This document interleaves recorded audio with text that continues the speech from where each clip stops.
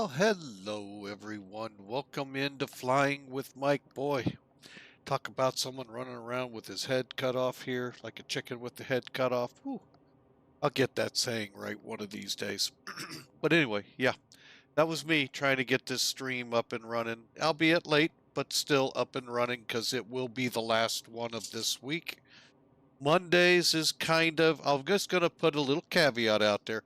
I'm going to put scheduled dates out there, but they may not occur. Uh, first, uh, my youngest daughter will be being induced for pregnancy tomorrow, so we won't be on for sure tomorrow, and nothing was scheduled. However, Monday's flight may be postponed because my second daughter is due any time as well. Yay! Yay us, right? So we thought we'd give you a good stream today because starting tomorrow, things go really wacky in my household here. Yay us, but woo, a lot of stress at the same time. So anyway, but it'll be a blessed event, not only Holy Week, but hey, holy crap, we're going to have grandkids also on top of it. So that's awesome. Welcome to Holy Week and the tonight being Maundy, Thursday, folks. If you're not familiar with this is the night of the Last Supper. Jesus would wipe and wash the feet of his disciples, impart some very important uh, how to live in the new kingdom kind of stuff. You know, what really was the mission and stuff like that. Followed by, of course, tomorrow, the Crucifixion Day, Good Friday. But then don't forget Sunday, Easter is resurrection when Jesus rose from the grave. So what a powerful, basically from today through the weekend as well. So blessed for all of us, not just my family with new grandkids, but all of us as Jesus goes through the process of sacrificing himself for us, paying our price for our sin, and allowing us to come before God. So, and through his resurrection on Resurrection Sunday, as what we call today Easter, defeating death.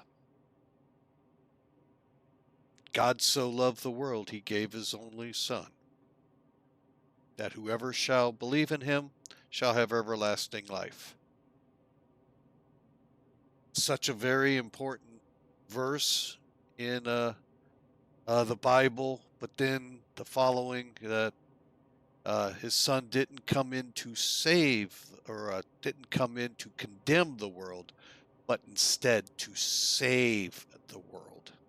Folks, we're already technically condemned by our sin, so Jesus came to save us, literally from ourselves. All right, folks, but again, welcome aboard Flying with Mike. I hope you all have a grand Easter weekend. Starting tonight with great Maundy, Thursday. I hope you all go. One day I'm gonna do it. It kind of makes me nervous, but I'm going to try a Maundy, Thursday dinner service. See what, because if you didn't realize, this all falls upon when the Jewish people who were in Egypt left that night. As the Bible calls, a destroyer came through. If you didn't follow these rules God gave to Moses, putting the blood over the doorpost, the destroyer would kill the firstborn. Not only firstborn child, but firstborn of everything, animals, the whole 9 yards. So the Jews put blood over their doorposts. Destroyer passed over them, destroying anything else. And those that were saved, God took and moved them through We now know the tale of the Red Sea and through the 40 years in the Sinai and all of that. So Passover is also on right now. All right, so let's get into this stream, okay? We are with UPS today, flying plane we don't do a lot, I know. Some of you kind of like to see it more. I'm not a huge fan of it, but it's not as hard as some of you all make it out to be to fly. It is the Rotate MD11. If you think Airbus, just keep that in your mind, folks. Think Airbus. Think Airbus, you can fly this plane. The Rotate again, MD11. Sorry if I'm repeating myself. We were in a commercial break, so it's possible. But just think that, folks, if you're having a hard time flying. Oh, don't get me wrong. There's McDonnell Douglas stuff in here. Not Boeing. This is not a Boeing product, folks. Boeing, if you will, inherited it. So when they purchased McDonnell Douglas. So you've got some McDonnell Douglas in here, but boy, if you think Airbus, this thing falls in line real quick. So you'll see here as we go through the motions. Thinking of those motions, why don't we crawl up into the cockpit there and get this thing going? I can see the cargo's already up and loaded, and looks like the fuel's in as well. So off we go to the office.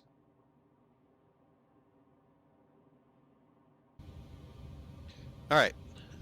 Still doesn't right now look like an Airbus. Now the layout is not Airbus. However, you will see on that overhead panel a very similar look to it. I might even say think A300. So that's how far back these planes go. All right, now with this version of the Rotate MD11, the new things that came aboard is right here. Now, prior to this, all we had to do was go up here to plugins and come down to the aircraft menu, and you get the same thing. A lot of that's right here, folks, and some other stuff you didn't see up there. So we'll work over here real quick. So when you come in, you'll come into this page, select how you want your plane. Do you want it cold and dark? Do you want it with external power? So do you want it to pause at top of descent? Do you want it to synchronize the barometric pressures and all on each side of the cockpit and so forth? You go through, figure out what's you in here. I've got it set up for me. So some people don't like real world alignment. Some like it fast, done, I'm ready to go. So, you know, to each their own when you fly this thing. So now I'm going to break it down to where it gets into the important stuff, the little tricks, if you will. And I don't even want to call it tricks. It's just, I don't know if this is a real MD11 thing or if this is a Rotate thing. I just don't know enough about this plane, folks. I've seen it half a dozen times, probably more than that, out at Mid-America long ago. And never went up into the cockpit, or did I? I might have gone up into the cockpit. Who knows? It's way too long ago. So, but anyway, let's get in here and talk. Well, right now, hold this thought. Let's pre-flight real quick so the numbers begin to make sense.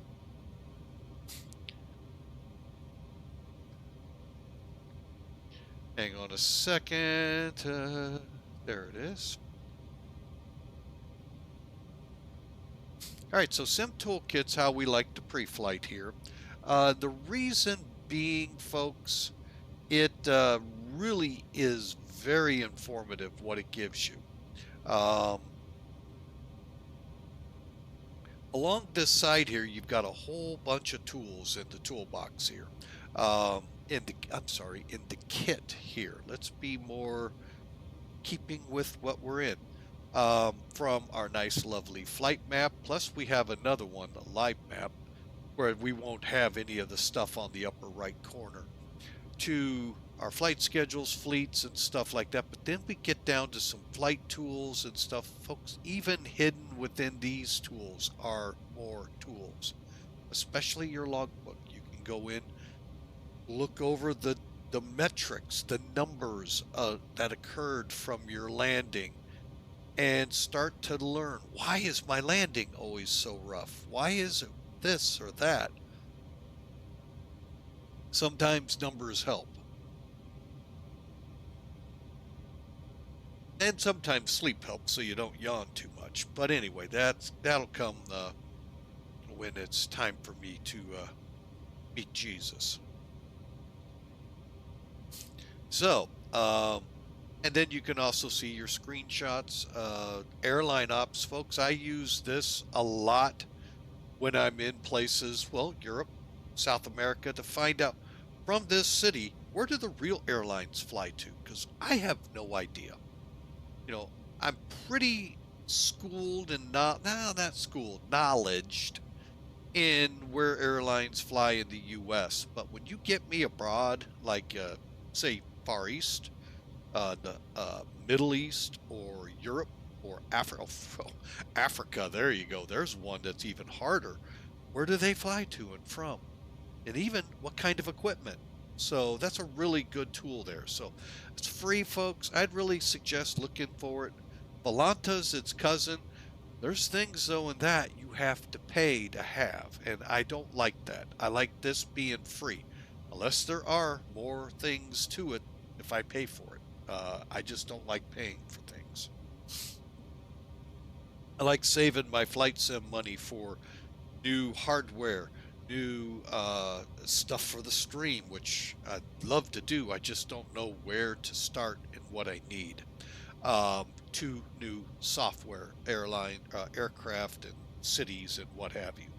So that's why I try to go chintzy a little bit on some of these things. All right, so we're in here. Here's our flight, Rockford to Dallas, Fort Worth. It's actually a real-world flight still with an MD-11, flying out of Rockford, not O'Hare.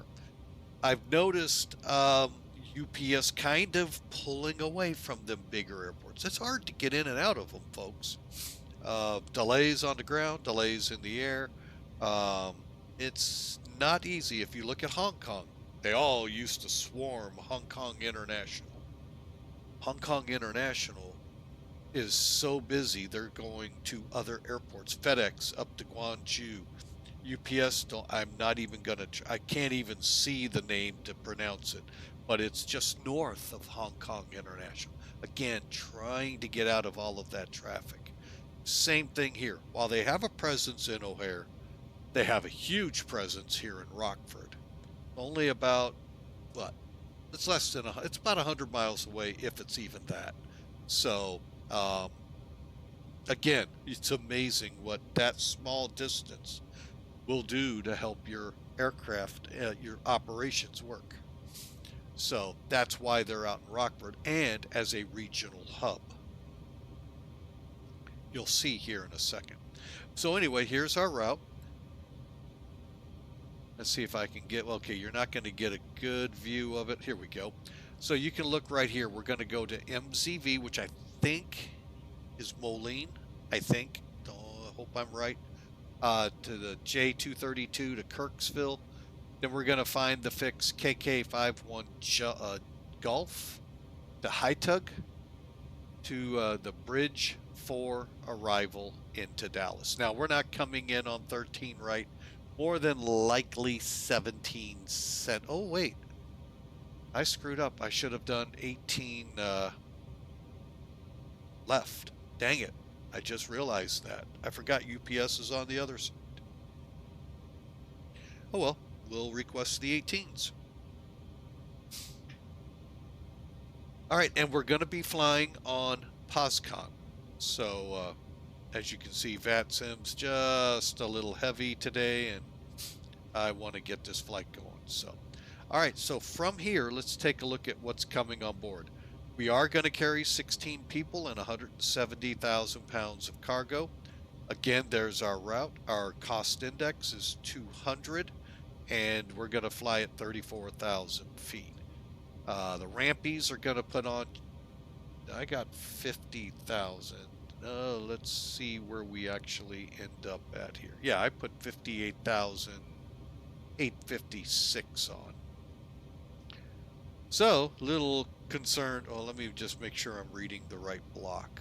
I wasn't. I was reading the ramp. That's what I get for being a little tired still. 58,900 pounds of fuel. All right, and moving on to the weather real quick here in Rockford, we're looking at 2-5 for the departure. I'm going to caution ourselves going for the longer runway. I don't know which one that is offhand. But our winds are 280 at 12. Got about 10 miles of visibility, some pesky clouds at 4,100 feet and 8,500 feet. And the temperature, a balmy 46 degrees, which technically this time of the year in Chicago is actually pretty good, 46 degrees. Down in the Big D, Dallas, DFW. Winds are 140 at 7s. Like I said, 1/8s are what we're going to aim for. 10-mile visibility, a few clouds to deal with at 4,000 and 25,000 folks. Looking at the map here in the United States, other than what you see right over here, this green blob, and little speckles of it out here, the white, I can't find anything, folks. It's a pretty decent day across the states, contiguous 48 states. So, beautiful day, and it's a balmy 66 in Dallas. A little breezy, but on the other, what do you expect? All right, and then finally, we, like I said, have pre-filed. Now, this is not POSCON. This is VATSIM, and this area is sometimes can be unpleasant to fly in. You end up sitting long periods of times waiting for clearances. And I don't mean to really be so negative on them. It's just Chicago, LA, the whole LA center system, and Oakland just drive me nuts how long. I mean, I waited 45 minutes, and that's way too long, folks. But as you can see, it's live because Kansas City just went down. Oh, and sorry for the sniffles, folks. Still dealing with allergies. All right, so let's go ahead and get rid of SimBrief or SimToolkit. Oh, wait, let me look at one other thing here. I told you we would. All right, let's bring in the flight plan here. And if you didn't know you could do this in SimBrief, NavGraph, this is a great tool. Click Import. Import from SimBrief. So if you've set your flight up in SimBrief, here it is. Click the download button and there it is. And if you just keep zooming in, folks, look at that. Not every airport, but many of them. Here's 25, by the way. It doesn't tell you the length. You may have to shoot off runway 19. We'll have to see the lengths. This isn't going to tell you the length of it. Well, I know one way to find out. But anyway, so you can see if you get a controller and you're on this page and it goes taxi this, this, this, and this, well, there you go. You can see it right here. And with the new annotations stuff, you can actually paste, draw it on here. So, pretty neat stuff. But anyway, this is where we're parked at, there's 25. I hope to be able to use that runway. It's a pretty nice, easy taxi, but so would 19. Then you just come out and you're on your flight.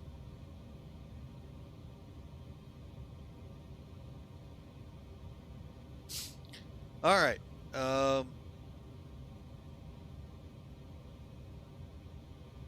Now we're going to come away from SimToolkit. All right, so with all of that data in mind, folks, let's get in here and get this thing, show you what I did to get the cargo and all going. So basically, I took my total payload, 173, 180, stuck it in there.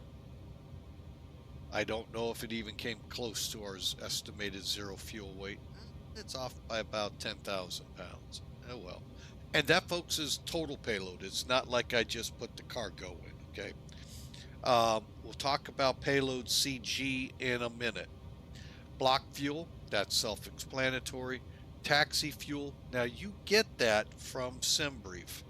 For this plane, the default that SimBrief will put up is 2,000 pounds, roughly a 20-minute taxi. Most expensive taxi you'll ever pay for. But anyway, trip fuel, you also get that from your SimBrief. Again, folks, SimBrief, you hear me talk a lot, is free. Just have to register and you can set up flights. Gives you a lot of data. The only kind of data it won't give you is your takeoff data. So that, unfortunately, you have to program into programs like TopCat, or there's another one out there that's right now just missing my mind big time, and I do apologize. But there are a couple programs out there to help you with that. And I'm just, matter of fact, real quickly bringing TopCat to bear here. We're looking at 426442.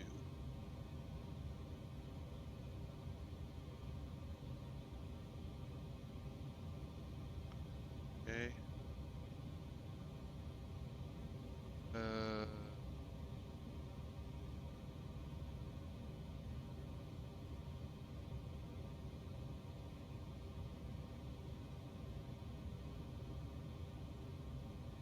And 44. No. Let's go.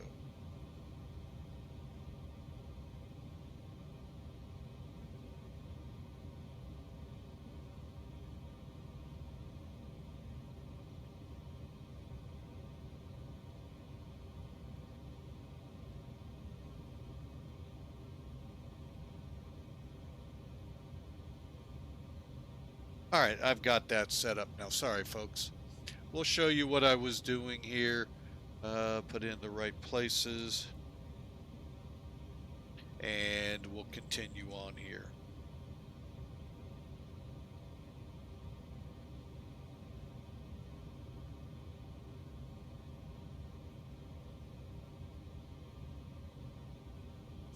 All right, there we go. Got our aircraft in here, and no, we don't. Why did it do that? Easy number to correct. There we go. 426,442, 426,442. Perfect. And we'll throw the block fuel in here of 58,856 and 2,000, and trip fuel of 32,872. There we go. So it's ready to go. All right, so again, my apologies for not having that ready. Like I said, I was everything else ready to go and forgot that. Anyway, so you program all of this up. Now, I said we'd come back to this.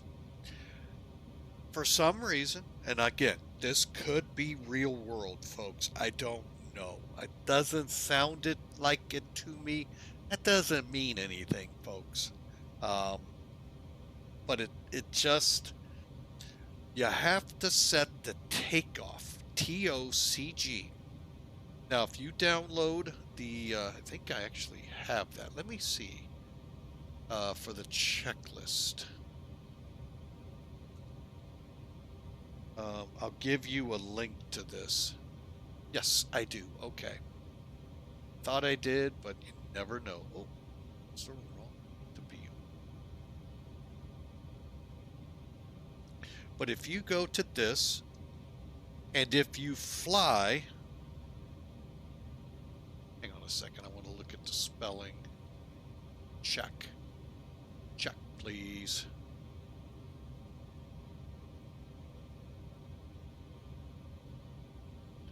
But anyway, if you go to this link, go through it, you're going to find out it's the tutorial flight. Okay, it's checklist to use while you're going through the tutorial flight that comes with the aircraft.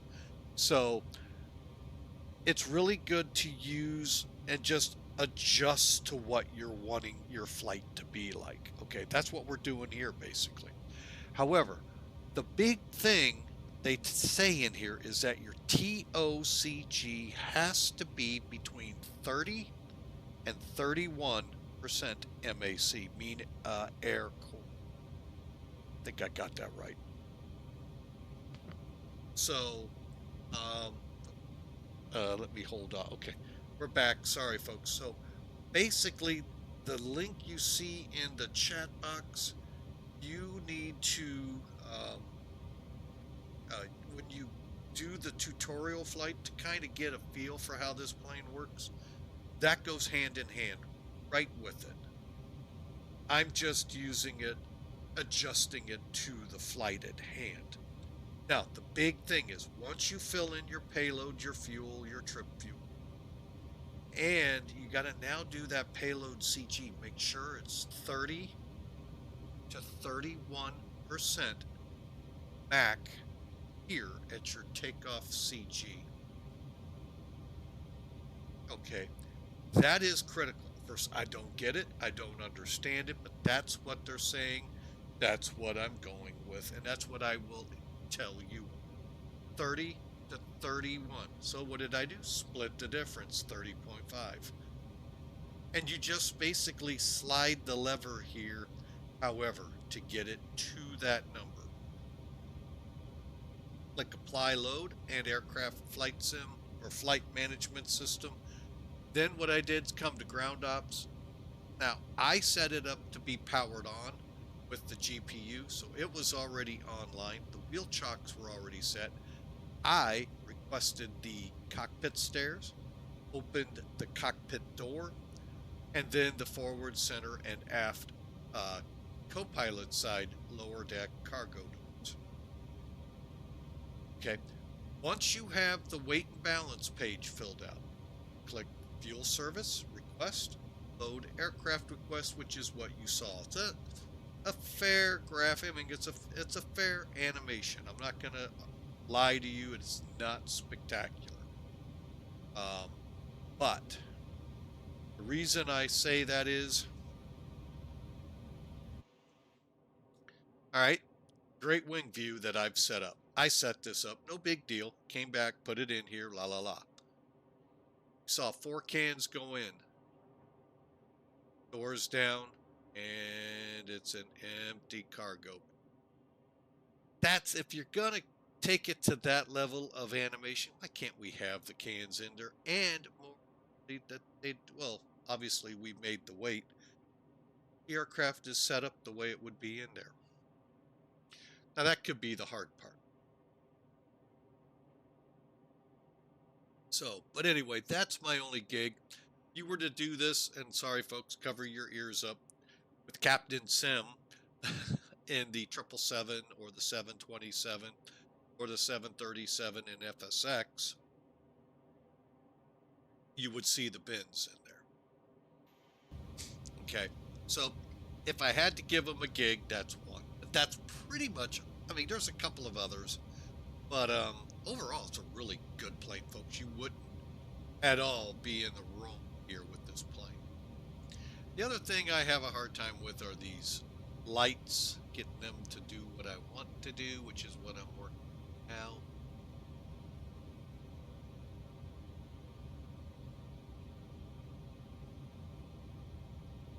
So there we go. All right, so we're ready to continue on now, folks. So we've got the basics, the aircraft's loaded. Let's get the cockpit set up. Go. Got to get used to that. All right, so hang on a second.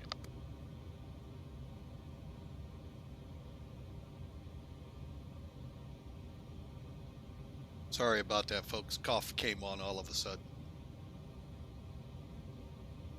So we got our cockpit lighting, radar, is off. And by the way, I don't down here. There's not a whole lot you can do with it. You can tilt. I mean, you can move it to, you know, where you need it. But overall, I mean, it kind of does, kind of doesn't work. And folks, that's a lot of aircraft. I don't care what sim you're in. That's just, you know, it's, I guess, not that easy to do. Fuel control switches are off, chocks are in, and brakes are set. Brakes, by the way, and that's another interesting feature on here. This is your parking brake. So if you've got it triggered, like I do, to a key on the joysticks, it will release it, but it won't release it. The plane won't move. You actually got to physically click it from here.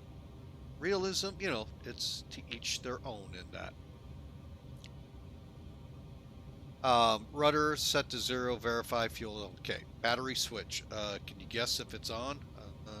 I think it is. But we'll double check. How about that? Now, remember at the beginning I said think Airbus. Airbus is known for dark colored switches. The item is on. Same here. See? Tells you if it's off. Do that. So, when you go through here, it says battery on. If it's dark, it's a good chance it's off.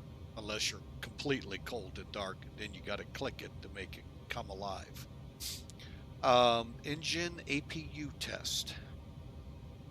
Now that we have to come up, no, yes. Engine APU fire test. Give me a second, folks. Like, you know, y'all haven't seen it in a while. I haven't flown it in a while.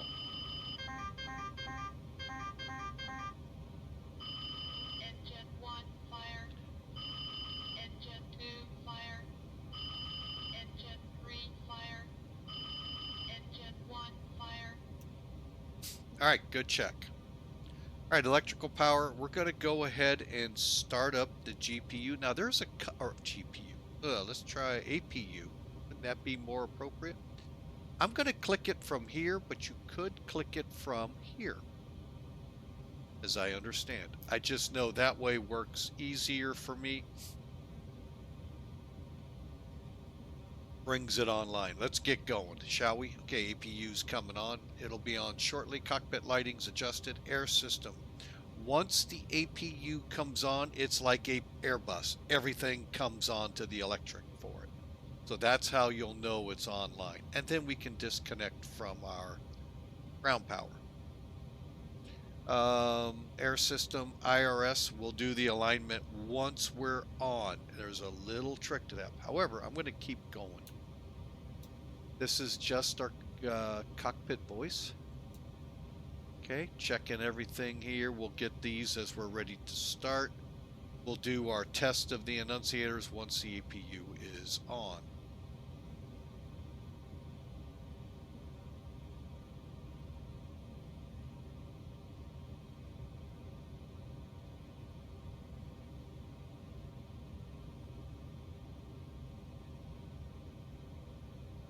Hang on a second.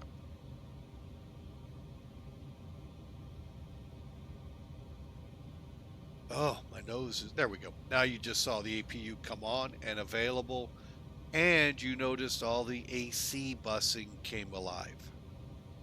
Okay, next step was to air system, APU air on, and you're going to watch the packs become available. Okay, so there they go. Okay, next up we'll do the IRS. Oh no, wait a minute. You know, where is the cockpit lighting check?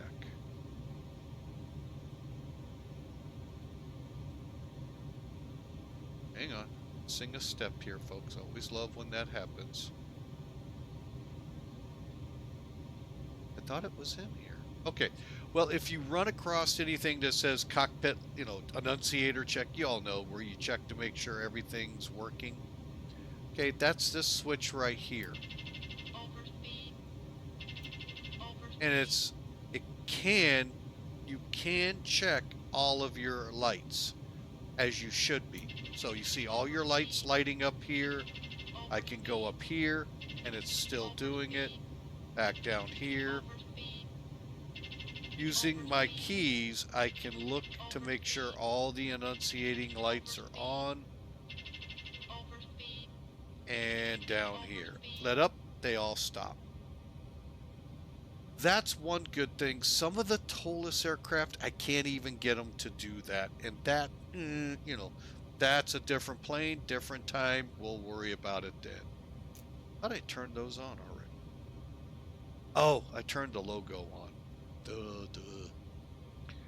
All right, so let's do the IRS. Now, it's going to do something unique here. Why I scrolled up, you'll see. It's going to do a cargo fire check. When it goes off, then go to IRS 2, and then the IRS 3. And no, folks, it's not the taxing IRS, it's the inertial reference system. It is getting to be near the end of tax season, folks, so those of you in the U.S., you've been warned once. You'll get it a few more times. I help out. I'm here to help, folks. And then our emergency power switch to arm. All right, now that we've got this started, let's go down to the McDo's. You heard me say it, McDo's, and get them into their initialization.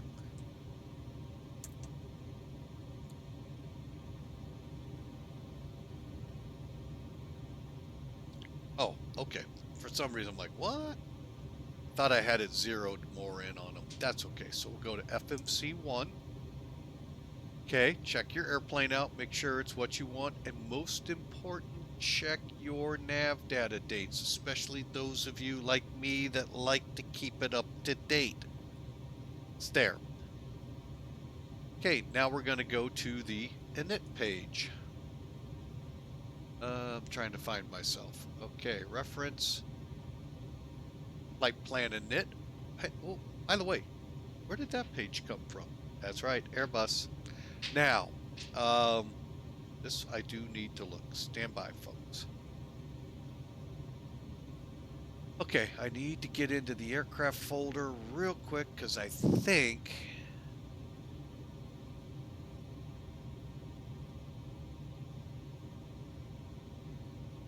it's not there. I know it goes to a. Where the heck do they go? Okay, I know one thing I can do. That was kind of silly. Here, we'll just do it the easy way. Is it brief?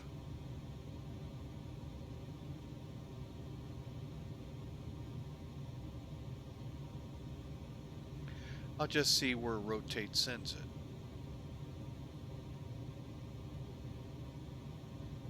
Okay, it goes to aircraft rotate user data saved routes. Okay. And what I did, folks, is basically go to SimBrief, find out where does SimBrief send these things. So that's where I'm going to head now. I want to see the format, so I know how to type it in correctly. User data, saved routes. Oh my goodness. I wasn't expecting that, folks. So RFD, okay, so it's just like that, okay. So KRFD, K, Dallas, Fort Worth. All right, you can see it loaded. We'll double check here in a minute. We're going to do a couple things prior, but yeah, we'll get things set up. Company route, we just did. Enter from to, otherwise, position reference. It's just like Airbus, folks. See how that works? Now, there is some MD-11 stuff in here. Now, I do have a question for you MD-11 pilots out there with the rotate. What the heck is all of this down here? I know I put my flight levels in here, but why? It doesn't seem to do anything. Inquiring minds would like to know. Okay, so our lat long, how do we get our lat long? Well, I'm going to bring in charts, and then I'm going to make it a bigger window. Hopefully you all will be able to see. So how do I do this? So from charts, we'll go up here to Rockford, open up taxi, and go to parking gate coordinates. Now, I don't, wait, there might be, hang on a second. I just noticed that.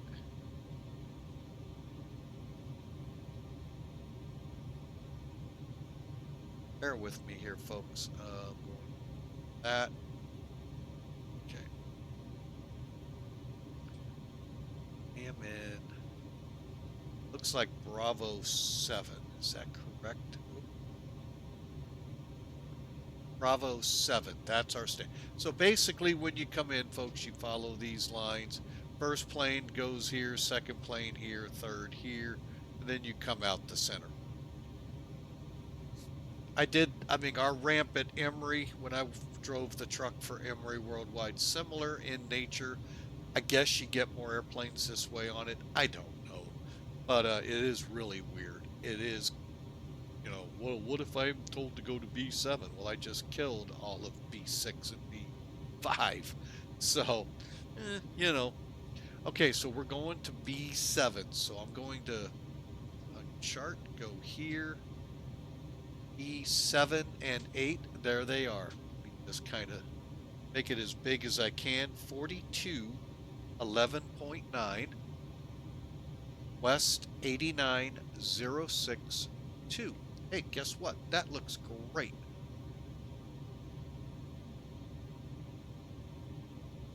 Hang on a second. And seeing what I remember.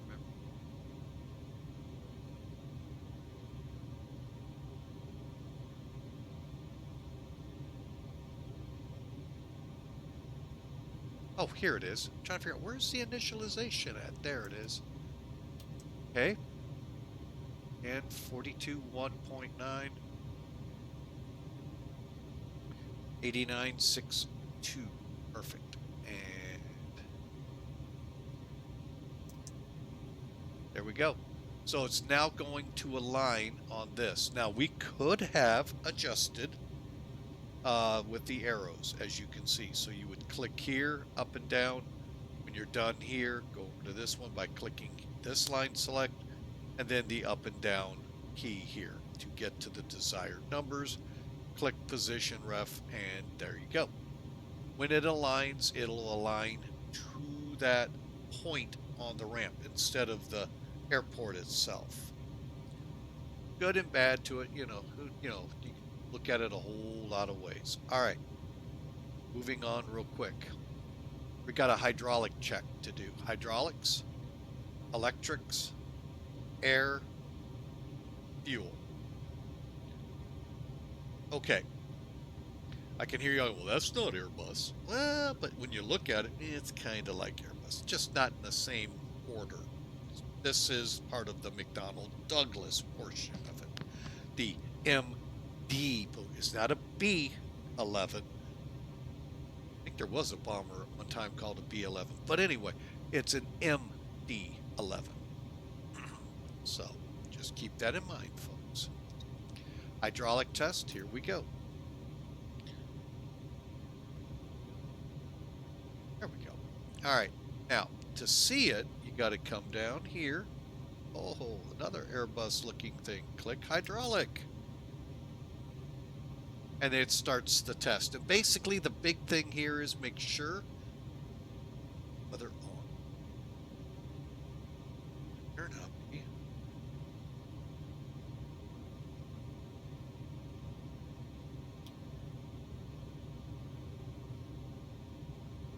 I think the test was what was causing that. Anyway, the big thing here for the hydraulic test, make sure system 3 is 5.3 gallons or greater, and it's at 8, 9 in all of them. All right, and it's just going to basically do that power up, and then start release. You know, go through each of the AOGs, then start bringing everything else up. Okay, it hit the max. It'll start falling to make sure it triggers the appropriate alarms.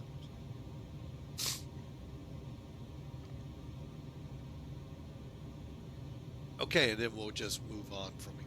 Then we set up our comm radios. See how it's falling off? It went yellow at a certain point. As this one starts falling off, and then this one will fall off. So far, everything's testing out.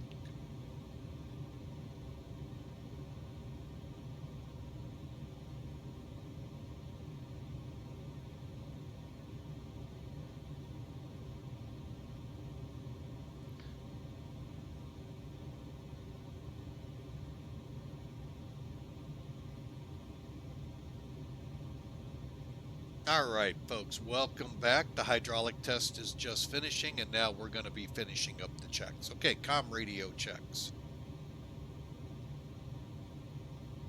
All right, we've got it set up for CTAF control tower here of 118.1. Again, we're on POSCON, but if you're on VATSIM, don't forget CTAF is in use within VAT USA territory. VAT USA is the United States. I think it includes Alaska and Honolulu. Do not hold me to that.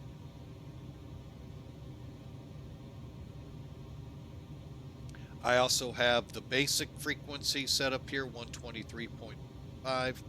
Over on the other side, I have one of their Unicom channels and the Mayday channel, emergency, otherwise known as GUARD. Okay, glare shield. Okay, now that is one down. Here we go. Will do for both. Now there's a couple of ways to get rid of the yoke in front of you. Y key, or, you know, down here, and it goes away too. Choose your poison. All right, so we're going to set up the glare shield. Very simply, I'm just getting a page up here real quick to help me along. 30, okay, 06. Okay, so you want inches, or do you want HEP or QNH? Whichever one, click it. See how it switches? Right here, watch. Okay, 3006. Current altimeter here in Rockford. Moving on, we need to set our minimums to 200 RA. Well, right now they are set. So what if I did need to change? Let's just say I want 400, because technically, if you follow the aim, 400 is where you're supposed to start your turns. Clear the end of the runway, hopefully by about 400 feet, and then you can start your turns. Sometimes lower. Don't get me wrong. I don't want to hear that pilot. I know it can happen lower. On average, 400 feet is the minimum. Okay, altimeter sets to current. Okay, your heading mag up here, make sure is saying that. And your bank angle. Now, that's a little tricky to show here, so bear with me a second, folks. Let me do this. Do this. All right. Now, you see, this is your heading, navigation, you know, all right here, folks. You kind of see the format Airbusy. Okay. On the inside knob here, this is your bank angle from 5 to 20. Actually, to 25. You get to 30, you might get the bank angle, bank angle, bank angle. Some of you hear that all the time, just like I do. You know, try not to go that far, and it yells at you when you do. Okay, now if you look at this switch very closely, I'm going to try my hardest. You see that little caret right here? That's what's going to tell you what you're set for. 5, 10, 15, 20, 25, 30, 35. Oh, sorry. Getting into Schoolhouse Rock again. And for those of you of this generation, yeah, you may not know that show. But anyway, that's where we want the caret, auto. And then with that, we are set up, folks, for the most part. Just got to do the last stuff, the more important meat of the potato portion of our McDo's right now. Okay. We left off where we had put in our company route from to and made sure our position was correct. It says here. Now we go and fill it out. Okay. All right. So flight number, y'all remember? UPS, and I put it in. Some guys don't. They just put the number in. I think it's 754. Flight number. All right. Alternate is today, KIAH, Houston.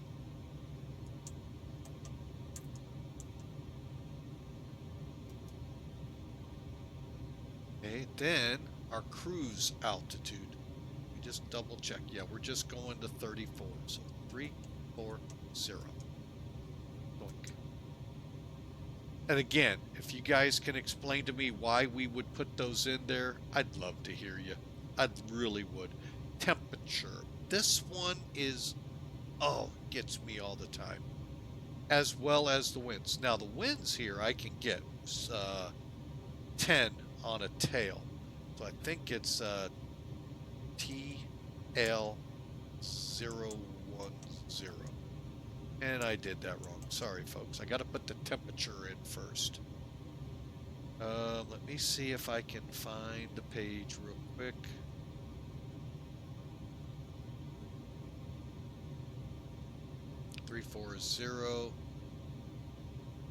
From top of climb, 56, 56, 56, 57, 55, 54. I'm going to say our average, we'll put her at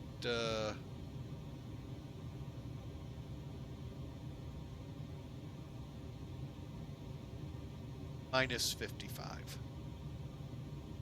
Would minus 52 hurt us? No. And then we'll go just like you see here, folks. You just can't put the little degree sign. Tail. And it's 0, 1, 0. We're basically looking at a tailwind component averaged over this flight of 10 knots. Now, that doesn't mean we're getting just a 10 knot push. That wind's going to vary, folks. The average wind on this is 290. It's 79. But because it's quartering a lot on us, that's why. And then we push the button here. Then we go CI, 100, cost index.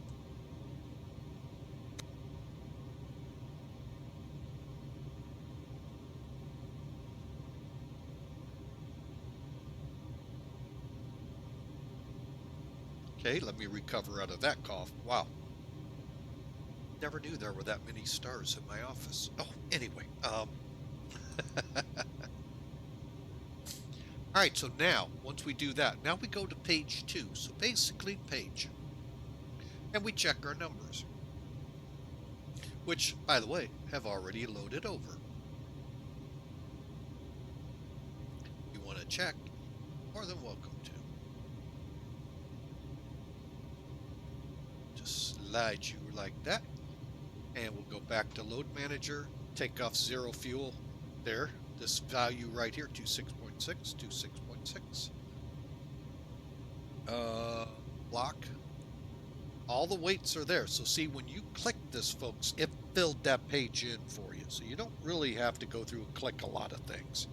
And that's all you're doing is clicking a lot of things if you need to. All right, I'm going to go ahead and close, because we're getting close. All right, next page. Flight plan. Now this, again, Airbus. Think Airbus. This becomes very easy to operate. Okay, so flight plan. Go to your departure airport. Oh. All right, and now Bear with me as I get back to my... All right, I'm going to bring charts back in. This is where I like charts. I'm going to zoom out. So, oh wait, no, I'm not. I'm just going to close. Now I'll zoom out. All right, so like I said, our first fix is MZV, which I believe it is Moline. Okay, what we can do here, let me click flights, get back here. We have one departure, one job, depart. And it really won't help us, because it looks like it takes us to Bixby, which would put us on this jetway, or I'm sorry, Quiz and the Med, putting us on the J18 airway, which we don't want. So we don't have a star. Click SID. There's that Bixby one that we see here. We don't want, so we'll cancel out of here. So we're not going to do a departure. Now, remember I was going to talk about using the longest runway. Well, it does appear runway 25 is that. Surprise, surprise. So, runway 25, which is what we planned. Insert. That may be the only thing different here than Airbus. All right, and then basically what that just did is basically we're going to follow this somewhat to a T. Okay, not much. You know, we're going to take off, get established, and then we'll aim for our runway. Okay, now let's, just like any other flight, let's try. I'm trying. That's not good. Okay.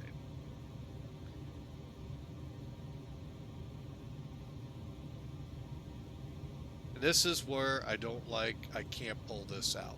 But that's okay. That's life. We'll go on. We will go on. We'll plan.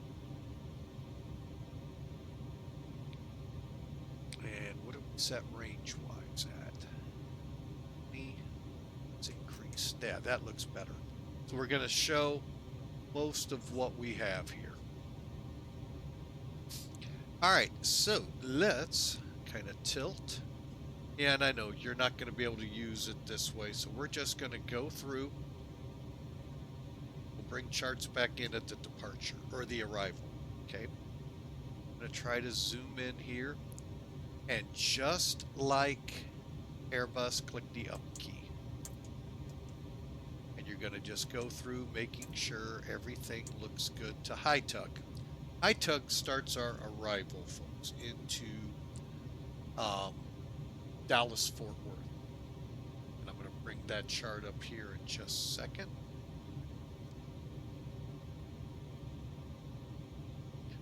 All right, and the charts. All right, same thing. Now, already filled in, as you can see, hopefully, is the bridge. I call it bridge for arrival. Okay, HITUG transition. Again, we have, oh, wait a minute, this may be an incorrect one. 3 ones, okay, this is incorrect. All right, so what we do here, folks, that's why I like this program. See how all of a sudden, look over here, you see the available runways. 3 1s, 3 5s, 3 6s. This wasn't even correct for the 1 3s. So now we got to find the correct arrival. All you got to do is click the pencil, and oh, you're going, oh my goodness, yeah, oh my goodness. And do.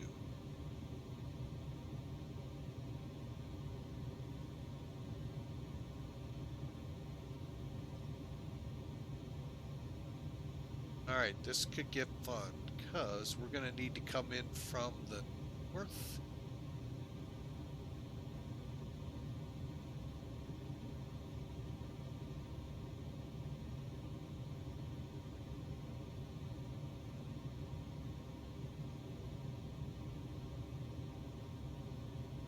Making this figure. Take a look at it. It's Tulsa, I know.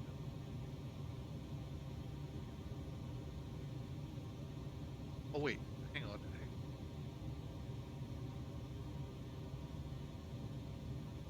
Okay, that's correct. That needs to go. All right. Reason being, it's making it hard for me to figure out which one. Right.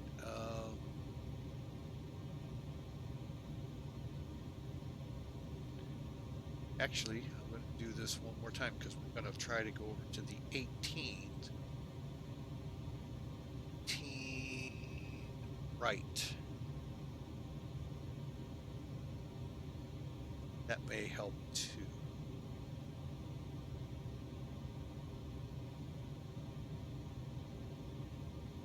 All right, now let's see if that helps any more. May or may not.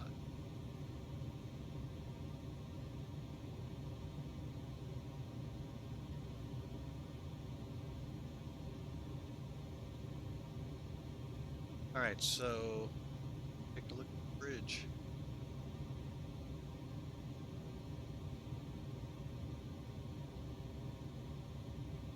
That definitely is not going to.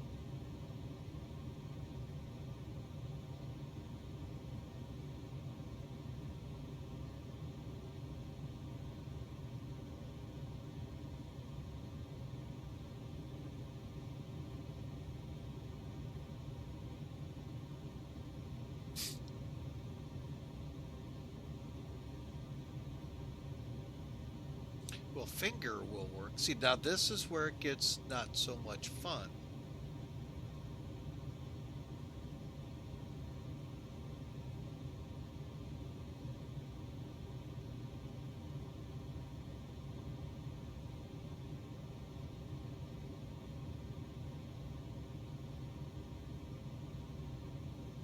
Oh, let's try Seaver.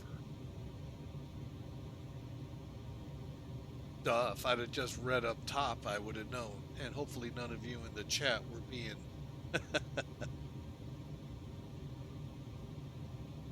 Okay, so we'll add that. And no restrictions like turboprops only. Okay, good. All right, so we're going to change up to 18 right. We're going to change to the Seaver for arrival HITUG. And what you'll see here is we're going to run this arrival. So, just like Airbus, see how that's doing for you.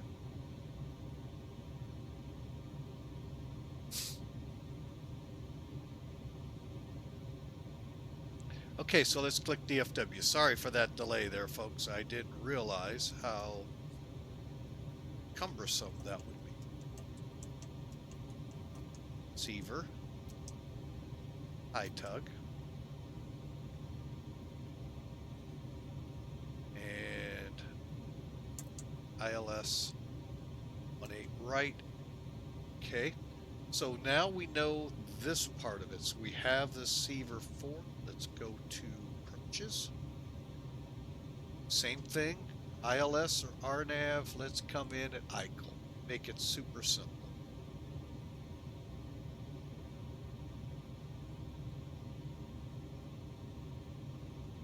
Curious what the RNAV looks like.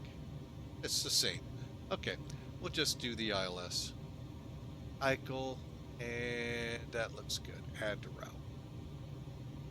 Now, I'll show you what it did. It just connected the dots to here and shows it right there. And it shows our missed approach route there. Okay.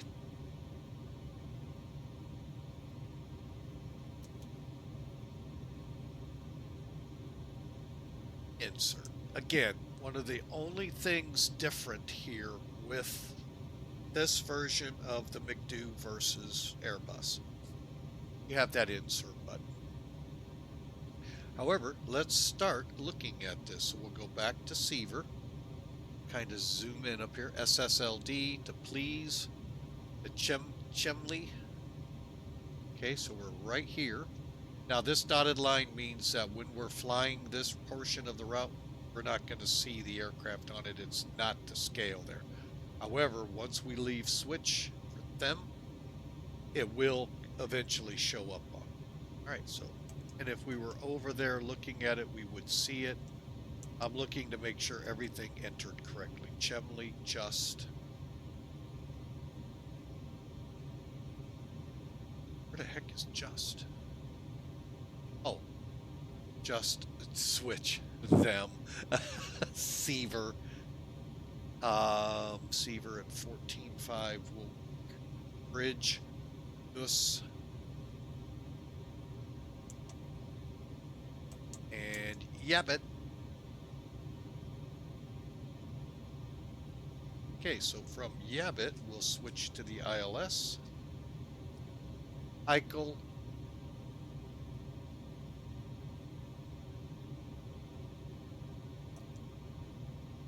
Okay, now we have this same Airbus deal. You can clear the manual, clear the flight plan, and basically at Yabbit, it's going to turn correct HITUG. What's radar? What's number? Please tell me I'm allowed to go.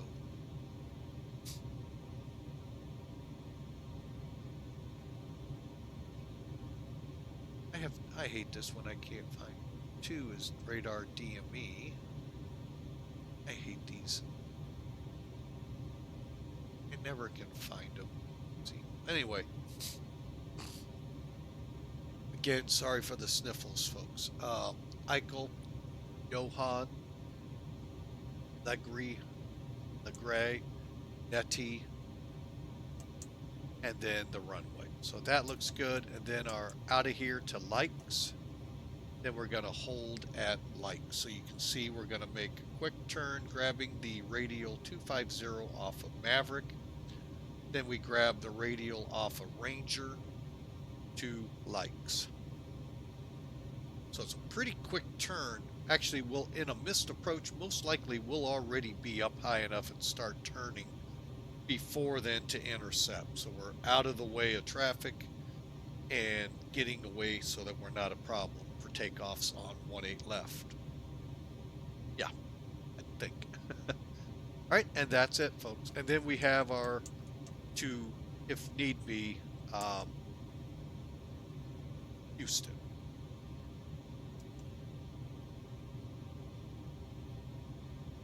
All right, folks, again, here's the routing. So you can kind of see it. Pretty simple stuff coming out of here. All right, so let's get this firecracker going. Bear with me as I...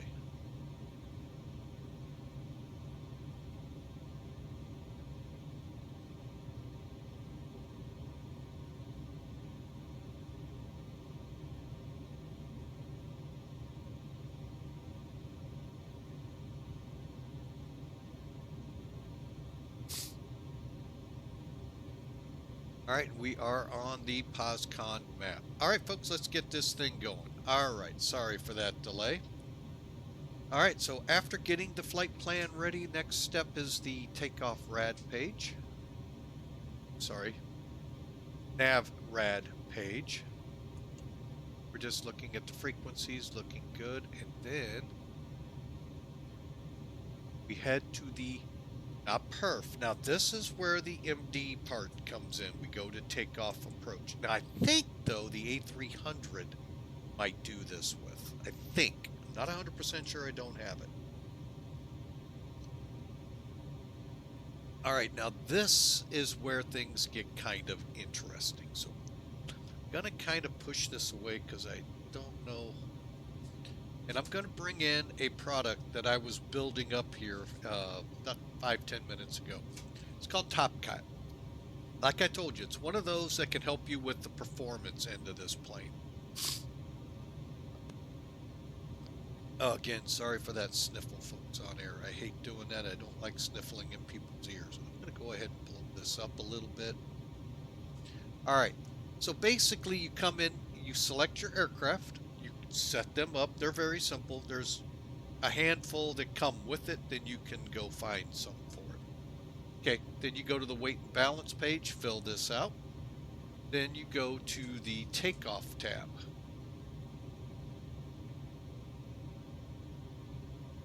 which brings you to where we're at. We're going to take off runway 25. It's 10,000 feet long. There's the remainder of it, including our slope. I highly recommend, if you have the ability to put the slope in, do it. Just that added bit of realism for those of you that like it. It's usually on page 2, you Boeing heads. So, just means an extra page. Update. Winds 270 at 14, just to let you know they are gusting to 18. Hang on.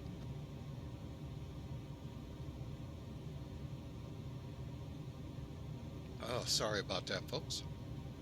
270 at 14, gusting to 18. I know you don't see that part. 9 degrees here. 1018, which is 3006. Dry runway. And estimated takeoff weight. We can take a look and see. I actually have a little cheat sheet set up on my own. 492, 483. Let me just try that. It doesn't get anywhere. Okay, not going to worry about it. You know what? I will. It's 493. 492. That's good enough. Okay. All right, so that'll check everything out for us. Anti-ice not needed, but we're going to go ahead and run engines. And if you have MELs, folks, this is where they go. Just click edit. And got a reverser out, wheel brake assembly line, hydraulic line and up, and that. You could check them and put it in there. And it would adjust your performance for it. All right, so simply how it works, put your weight and balance in, click takeoff, make sure your information, update your weather, gone through that already, click compute, let it do the rest.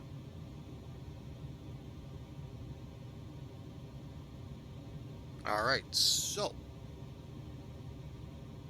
our information here says we will have, and this is why I like it. Not many tell you this part. How much runway's left? Your margin. 160 feet. I'm thinking I like this. We're going to do it. So, what it's saying is we're going to flex at 60 degrees, meaning we're going to act like the temperature is 60 degrees to get the power down to up to 108% on N1. I know you physicists are going, what? Go with it.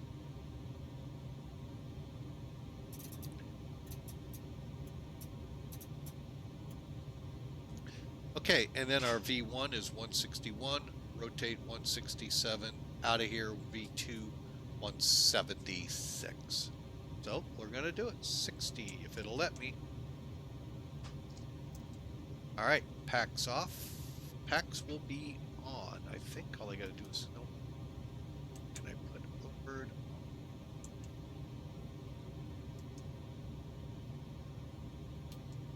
Okay, flaps.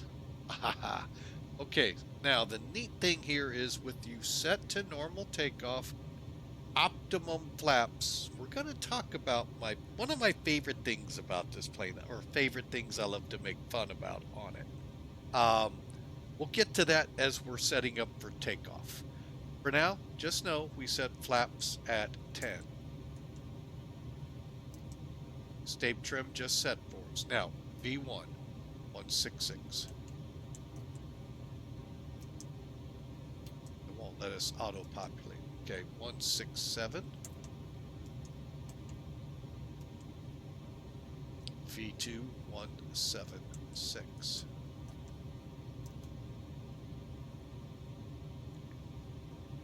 Outside air temperature is 9. Didn't think so. It wants the plus sign.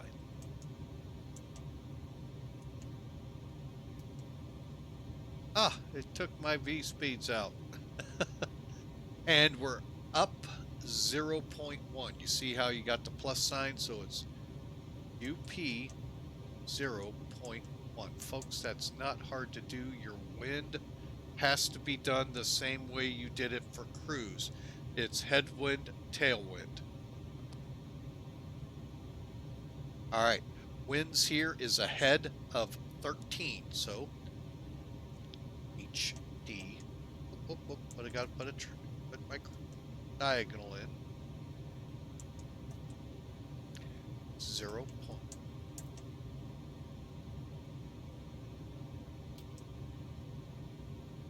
Now this is the numbers they come up with. Overall, I could go with those. Let's do it. Clear.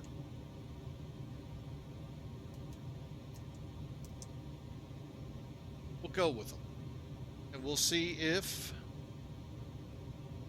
we leave very little runway at the end. And then the vertical climb thrust stuff will work, I'm not worried about. All right, and that sets us up here, folks. Then we wanted, like we did, confirm. I didn't know I had to put all of this upper stuff in to get this to auto-populate. V1, I get it because at the 160 feet, folks, that's really close. You think about that. The 160-foot margin, if we had to abort at V1, we're off the runway. So this is why I'm going with 148. I like that number better, or I think about it. And, I'm sorry, our N1 is actually 98.3. They're saying 97.7. So, again, I like, this all looks good to me. All right, and we are basically to the point. We're ready to go, folks. Last things we need to set up here. Let's go ahead and put this on F plan. Set F. You're wondering why didn't I get rid of this? Because we're going to just go direct. I'm ready to Moline. Unless ATC comes on POSCON. I've only seen them twice in all the times I've been on, and never in Chicago. Usually Atlanta, but that may have changed. So, all right, so let's finish this out. Your front control panel, right here, folks. All right, so you're gonna set your speed to 50. I'm gonna go to 40. Heading the runway, and that again was 248.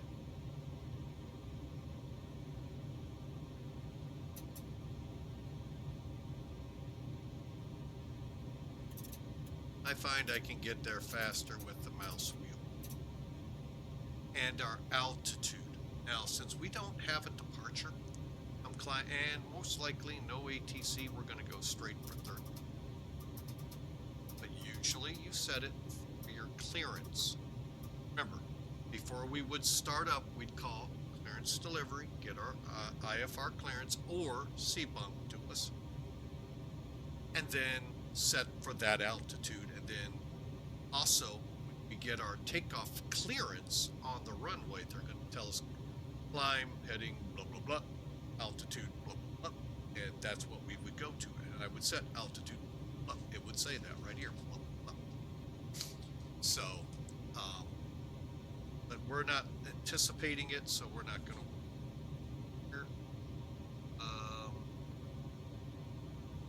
Set this to engine. I think that'll be a safe setting. All right, so we've got that step climb. 3,000. Got it. Okay, now for the ND, he's setting up here. Okay, first thing I want, obviously, I want to know what's around us.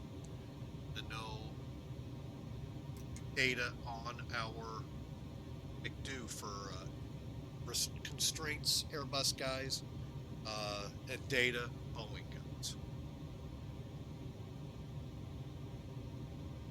I also want to know my VOR.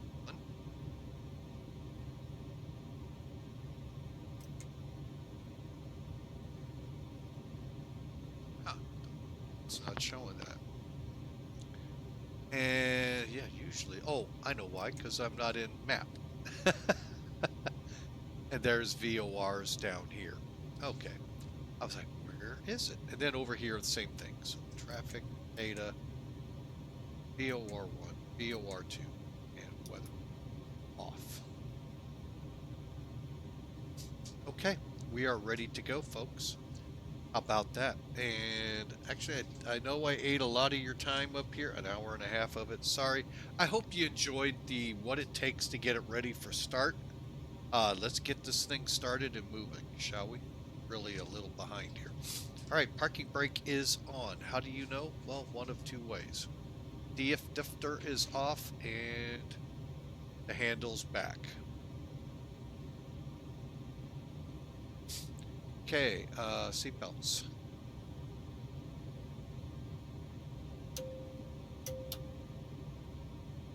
Beacon.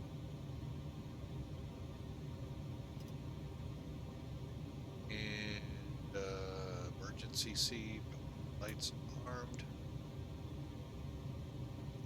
Verified armed. And finally, doors. Take a look, make sure all our doors are not closed yet. All right, so we're ready in the cockpit. The airplane is not ready yet. Okay, so we'll come over here, close the door.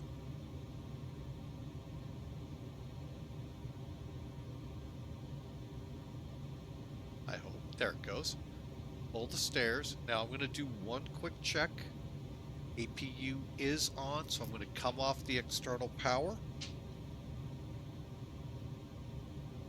And we are going to go ahead and pull chocks. We're not pushing back, folks. We go straight ahead and turn. All right, so here we go.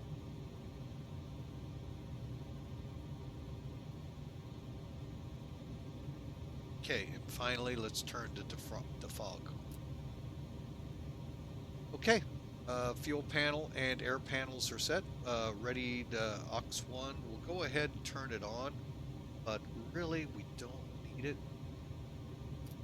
Not pushing back. And transponder to X-bounder. It's already there.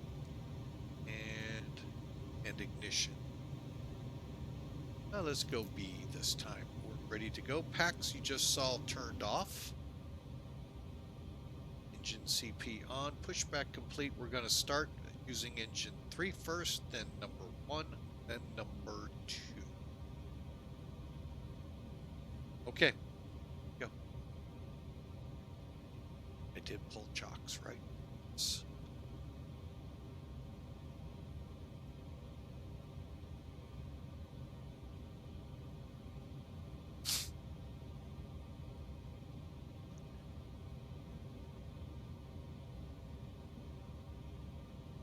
Right, there we go.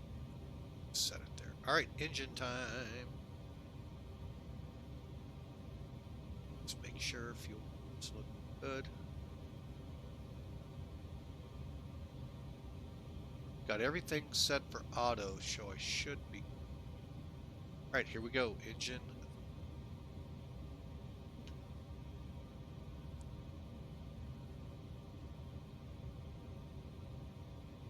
Hit the blue line, hit the fuel right here, which are both in off.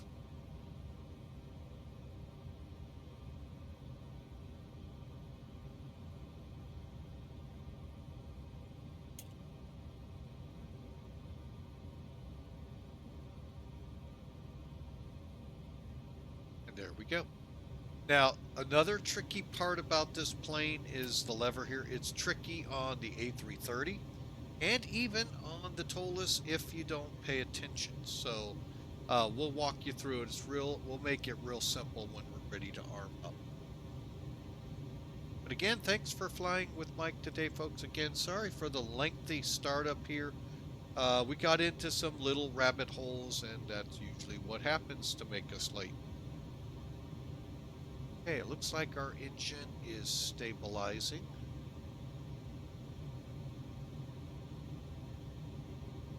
Okay, let's get number going.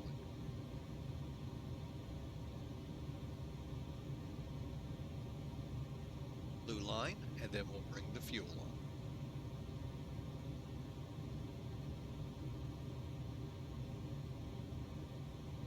Those of you that can get this plane out so quickly, I am very envious.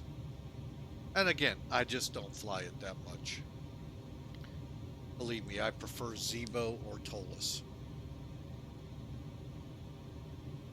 Or even Fearless, but Fearless takes a good 45 minutes to get fired up. If you do it from the start. Now, if you come on stream ready to go, you know, that's maybe what I need to do. But again, thank you so much for being a part here, folks. It's about a 2-hour flight, so once we get in the air, hopefully we can make things happen quick. Okay, we got engine 1 fired up. For engine number 2, the center engine.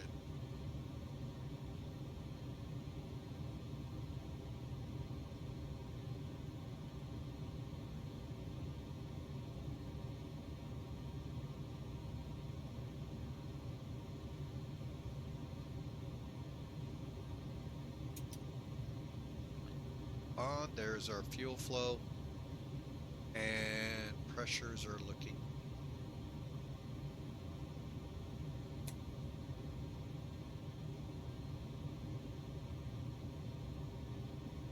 Again, I'm working from a checklist. It's in the chat, but if you're new, you may not have seen it. So let me put it in there. Oop, not that. Let's do that. And it's basically works right off the tutorial. So if you fly the El Paso to Memphis flight, folks, it'll make perfect sense for you.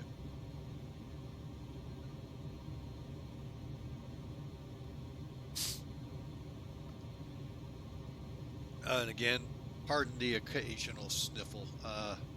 Still battling a slight cold and mostly allergies. All right, we've got the engine stable. Let's continue our checklist. Okay, we're moving on to the after start before taxi. So windshield defogger. Well, we already turned that off. Okay, and that is this switch right here. Now, we would go through, I'm going to go ahead and put our windshield on normal. We did say we're going to go with our engines on, with the anti-ice. Air panel set and is. So basically, let's come off the EPU. You should see pack 2 come on. Perfect. All right, and with that, leads are on, packs are on, and the APU can now be switched off.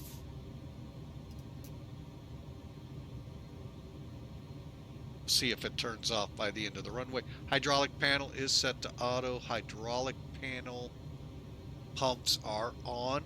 Remember, Airbus folks, dark switches means everything's set correctly. Only time it's in an auto or preferred setup.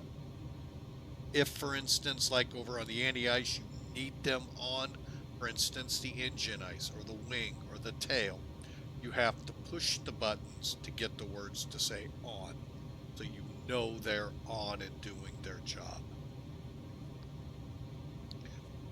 All right, going down, ground support should be all clear. Let's check outside the plane. Chocks are clear. This is why I don't get this. The amount of thrust coming out of those engines would knock that stuff over, especially when we start taxi. Hopefully there's a little more room than that. Well, they know what they're doing, not me. So, all right, and we're ready to go. Confirm V speeds. They're looking good. Make sure we don't see it here and there. Okay, and this one gets me. Config SCP config. All right, everything looks good. Let's do a quick.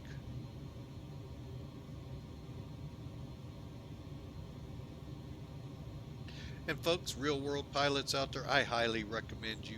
If you're in a Cessna or a Piper, it's real easy to tell your gust locks are in, for the most part, because you got the little stick through the wheel there. But always do this check because somebody may have put them on the outside, blocking your flap and wheel itself. And if you can't do these things, well, guess what? Especially this one, the elevator, you're not going up. You're just not. And that's not a good thing on takeoff. So, all right, flight controls have been checked. Trim, set it to 4.3.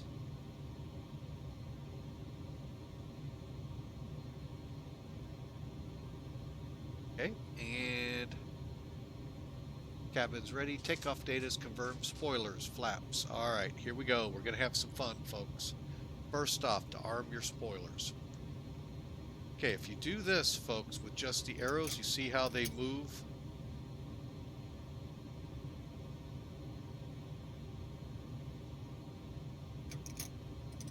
Okay, to get them to arm, you need the hand. Grab it, pull it up. Now you're armed. Let's have some fun, shall we? Remember our flap setting, let me just push up a little, is 10. All right. Well, our dial-a-flap, that's right, 1-800 dial-a-flap, is already set. But as you can see, I can go to any one of these individual settings. Again, that's 1-800 dial-a-flap. We're set for flap level 10. I'm sorry, folks. I know it just cracks me up. We call it dial-a-flap. All right, there we go. It's going to set to 10. It'll even say so right here. Slats are going down. We're ready to taxi, folks. Sorry, it's just too easy. They make it too easy. Again, 1-800 dial-a-flap. Please don't dial that number, because I really don't know where you'll end up. Brakes off. Oh, I just did it the old-fashioned way. Hang on, I almost screwed up. Brakes set. All right, I forgot I'm doing this for Millennium. Get my ACARS running. He says cautious. Oh, here it comes. Silly me, I almost forgot my ACARS program.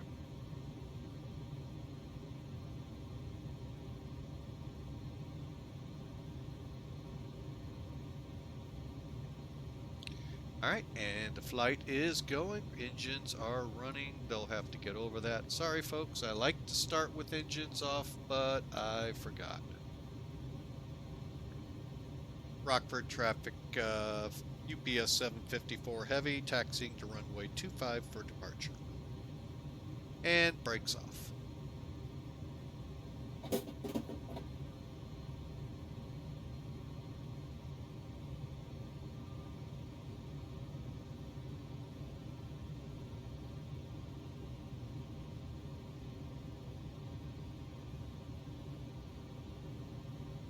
Okay, nose wheel, if you didn't know, folks, yes, is way behind you.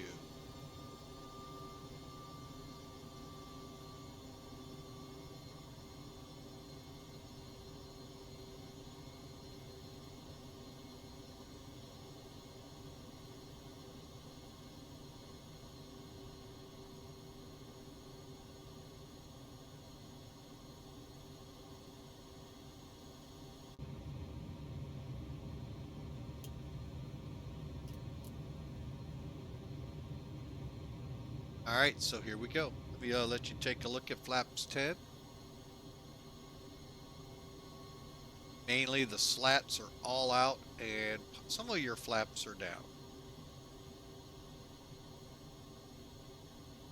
Mainly you're going to see, yeah, you'll get some use of your aileron, but the ailerons are even used for flaps. You get flapperons.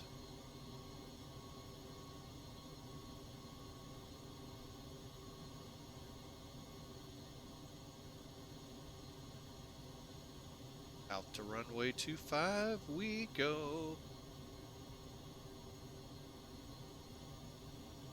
Alright, let's get ourselves ready for departure. So when we get to the end, we can go. We're number 1. Alright, before takeoff data. Folks, you're checking this constantly, making sure everything looks good. 169, 160. Okay, so 148's V1, 166.1. That looks good. Auto flight will check on. EAD, everything set, engines and all good. And hydraulic panel, air panel set, cabins ready, radar transponder to Terra, and radar on.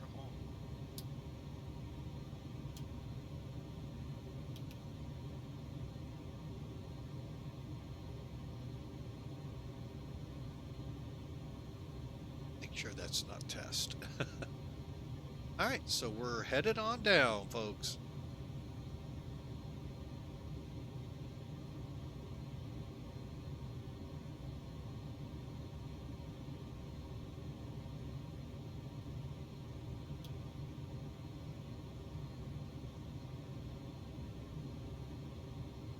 All right, let me see where we are here. Yeah, we got to cross over the runway.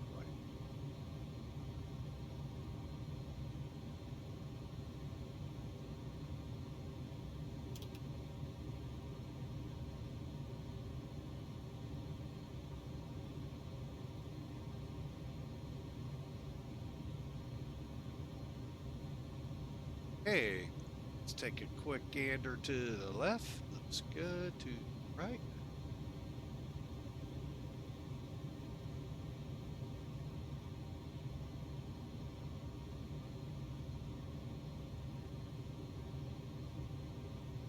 Rockford traffic, UPS 754 heavy departing runway 25. All right, landing lights on.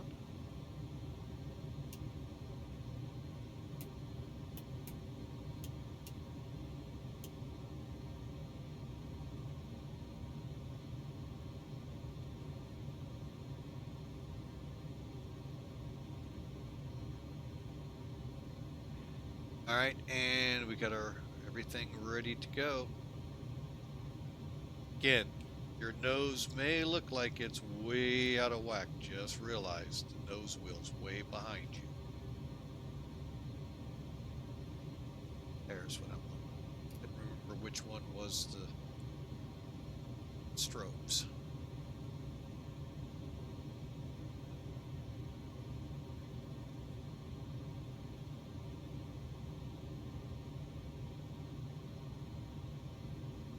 Get it to engines.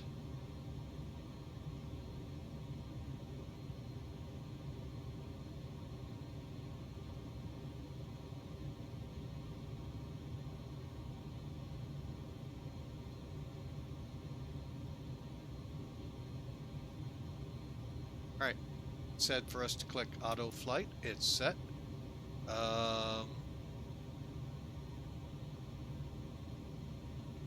Take off.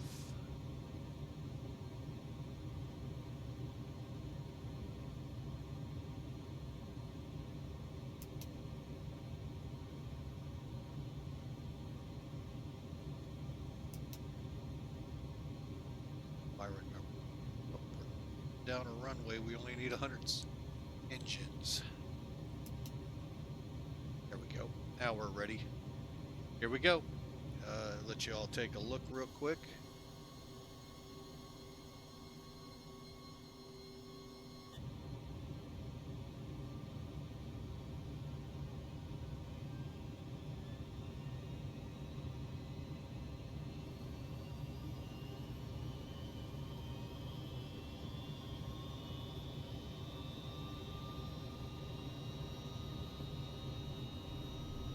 For an aircraft with 173,000 pounds of cargo in it, yeah, it feels good, folks.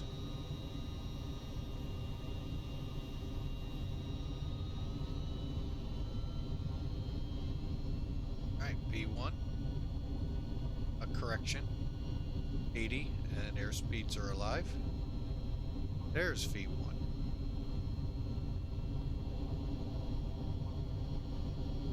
Rotating. We don't have 160 feet, folks, but let's go into the MD1F climb. Gear up.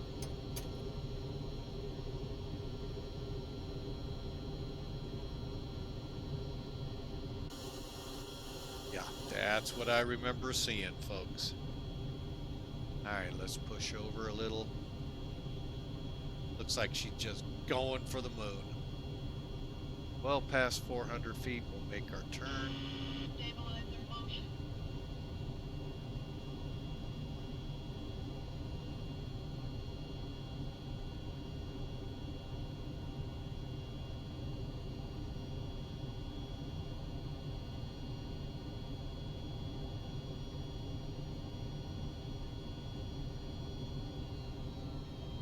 Okay, and auto is going to come on.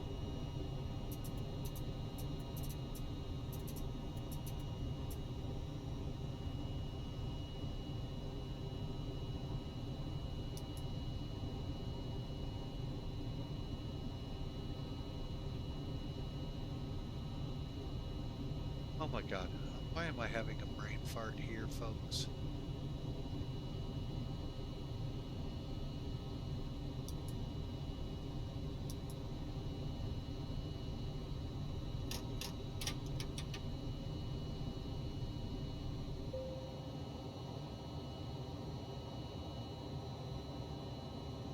Feel like I don't have the autopilot on.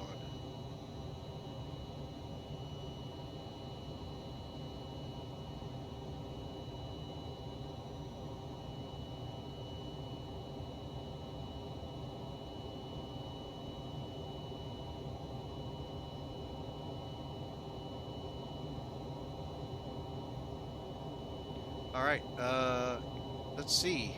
Let's get our, okay, landing gear can't go off. Let's get our slats up. And Stabilizer motion. okay, I think we're good here. Let's watch our nav. Fuel panels checked, EADs checked, and auto brake can be turned off.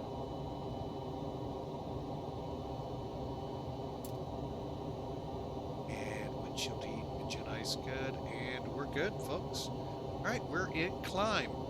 250 knots, headed for Dallas.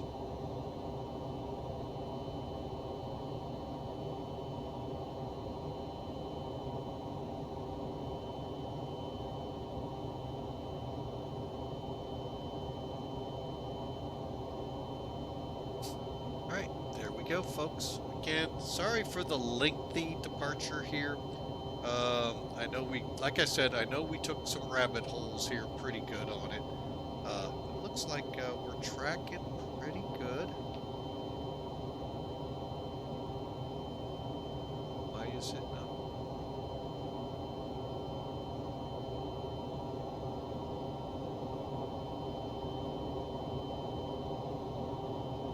Put that message. Bear with me. Shut down. Stabilizer motion.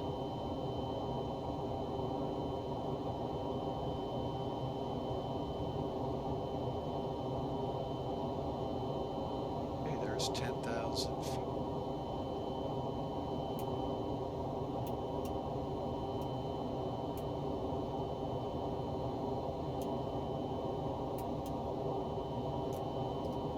Okay, let me reconnect.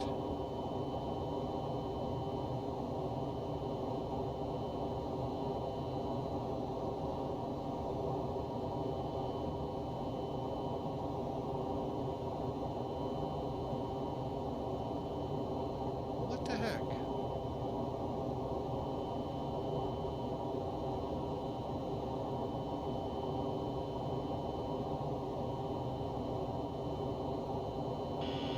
Stabilizer motion.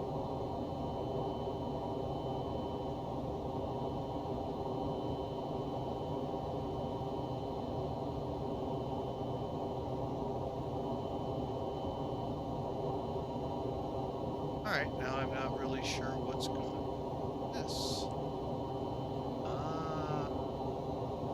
Maybe having gateway errors.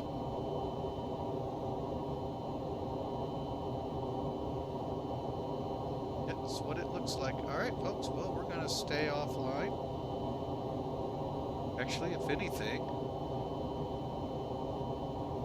let's take a gander and see if just to make sure.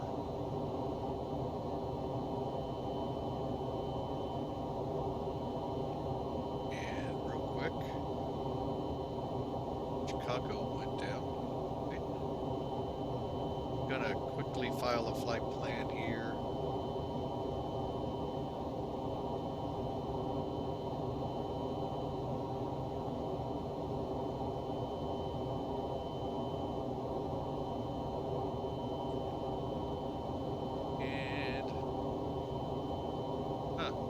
What happened with POSCON?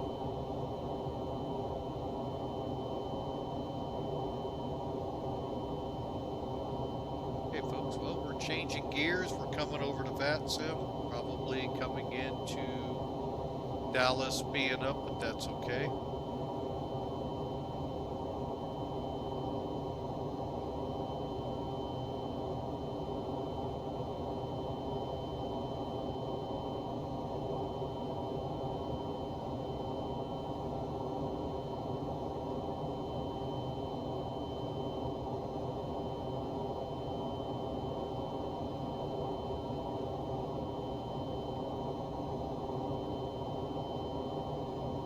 Alright, and we'll connect over. There we go. So now, I told you, Fort Worth is up. Oh well. Hopefully it won't be too bad.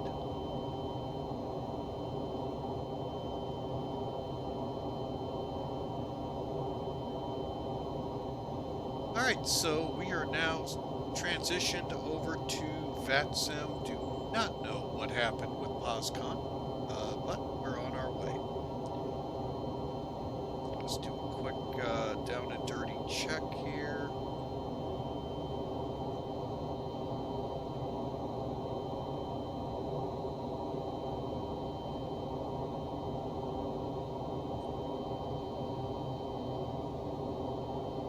And I'm going to increase the range.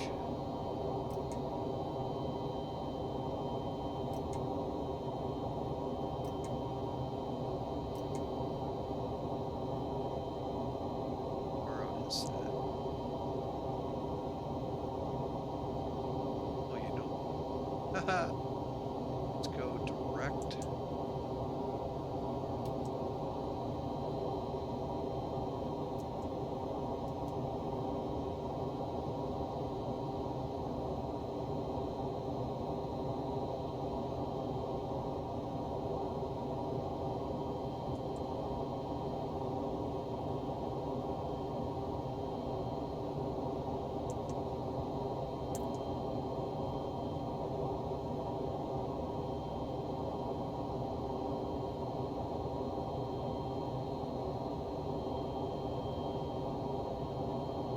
Alright, we'll kind of watch, make sure we stay on course.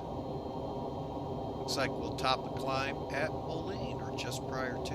So, alright, we're on our way, folks. Again, sorry for the lengthiness there, sorry for the loss of POSCON. Don't know why, but we're on VATSIM now, and trucking on, so to speak.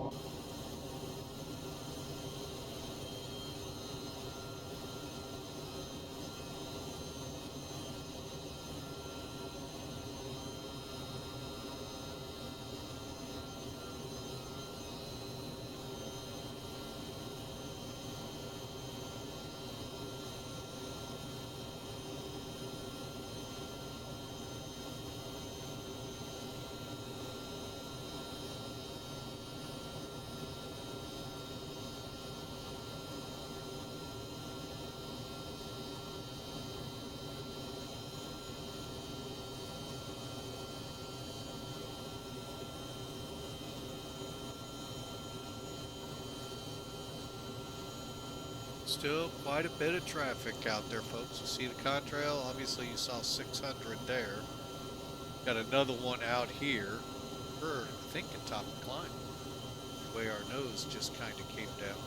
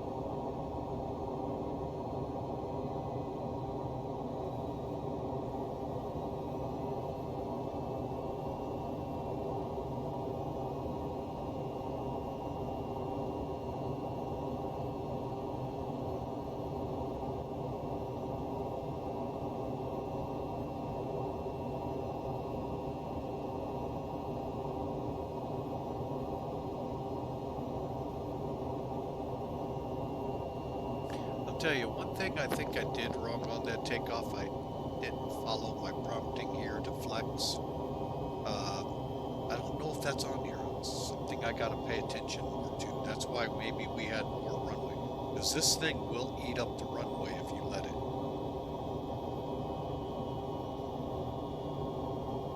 Remember, it was 98.6 on Top Cat.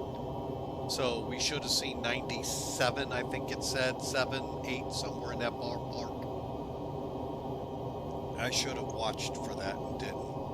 Okay.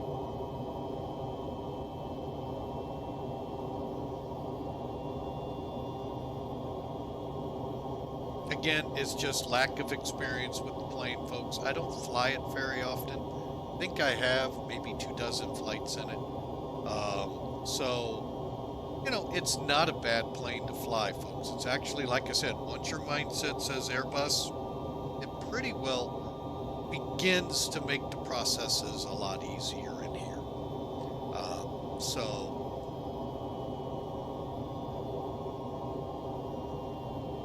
Just so you're aware of that. And I know that doesn't make some people out there happy, but it really does help out a lot. I'll be honest, I don't know if they've got it set up for any circuit breakers to be pulled or not, for those of you that love to do that in flight. Yeah, it's just an interesting plane all around. It looks like it is doing the turns, so we'll see here. We'll kind of watch it here as we progress to Burke, I think it is, Burke. I forget what the next heading is. It's going to Kirksville.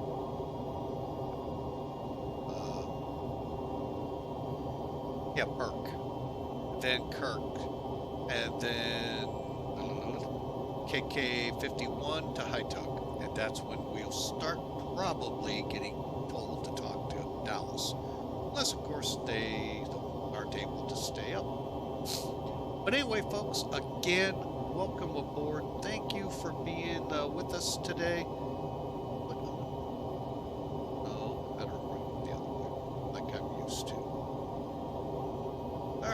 So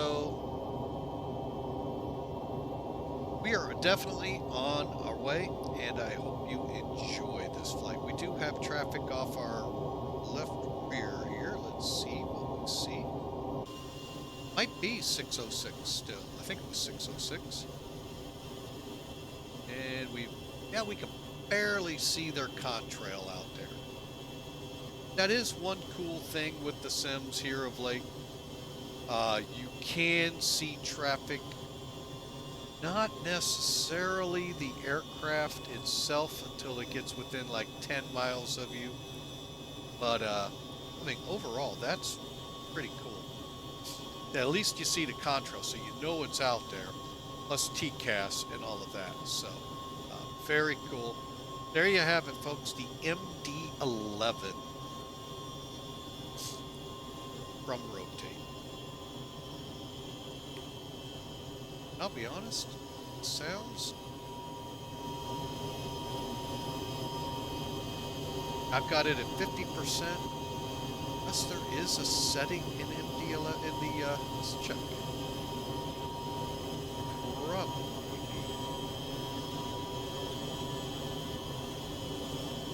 Nope, I don't see anything.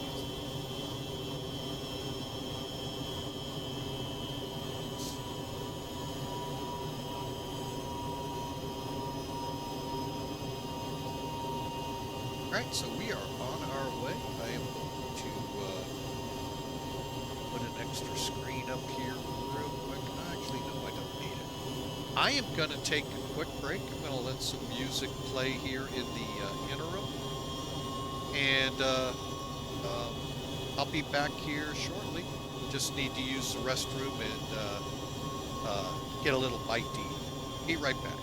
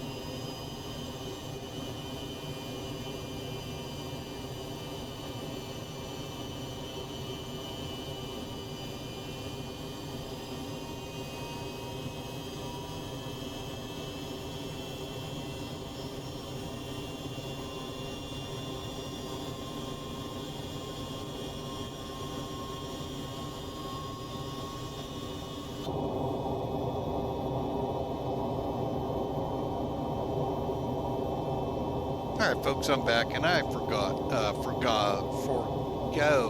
getting any food. All right, so we're back with you. All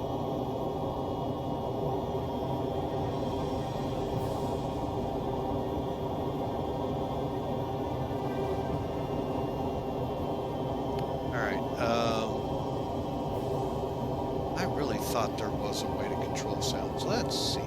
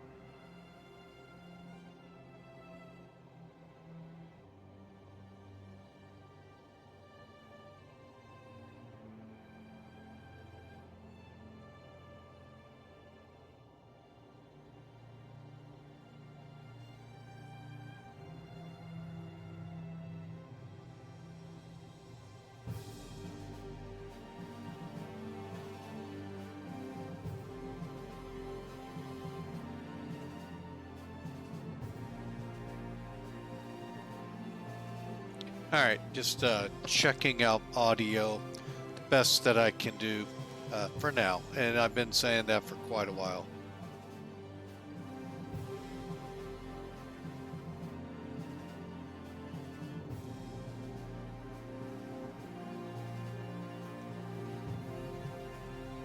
Oh, wow, you can actually brighten and, oh, wow, I like that. Okay, cool. You also can see the frame rates here and all that. I love the way they make it look real good. I mean, it looks just like a tablet, doesn't it, folks? And I just touched my glasses. Been having a lot of problems with them here late. All right, well, I thought we had more control of sounds on this thing than it's showing. All right, well, we're on our way. That's all that matters. So I hope y'all are enjoying, and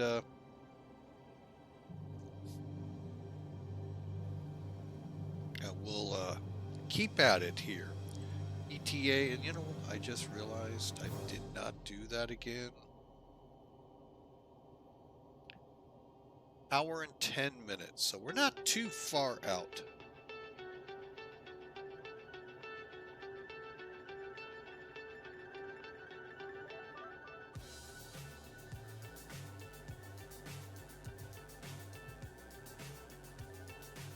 So, come along, folks. We're on VATSIM now. We'll be in DFW in about an hour. Hope to see you all there. Hope y'all are enjoying. Sorry for the shift from POSCON to VATSIM, but we're not going to play the 5. We were getting 502 errors last flight we did, which I want to say was the transatlantic. I'd have to go in and look. But anyway, when I start getting those, I stop, just switch gears, we're going to something else. So, or we'll just go offline. I don't have any problems with that either. So, but again, you can actually, by the way, folks, I remember right, maybe I'm thinking a different airplane.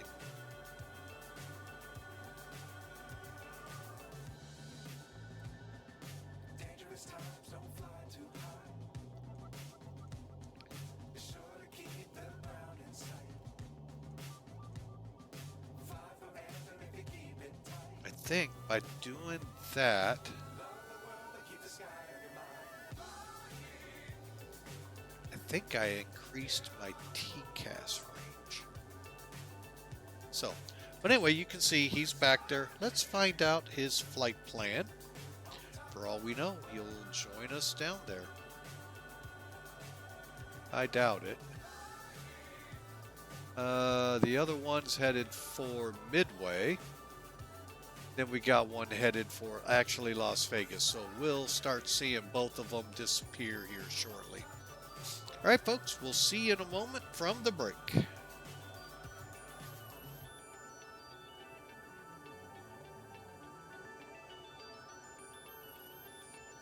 And I'd like to again say thank you to the subscribers here at Flying with Mike. Thank you so much.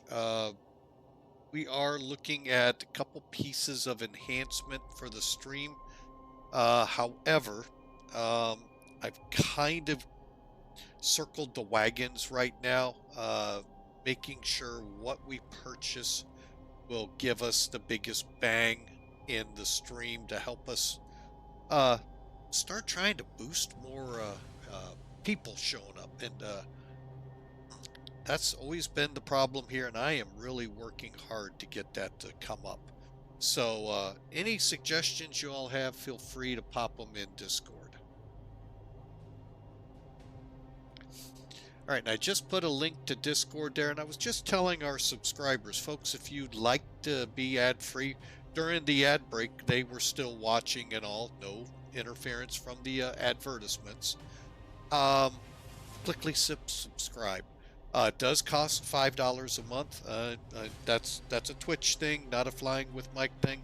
But it does. The big benefit is ad-free viewing, and you're helping to support the stream.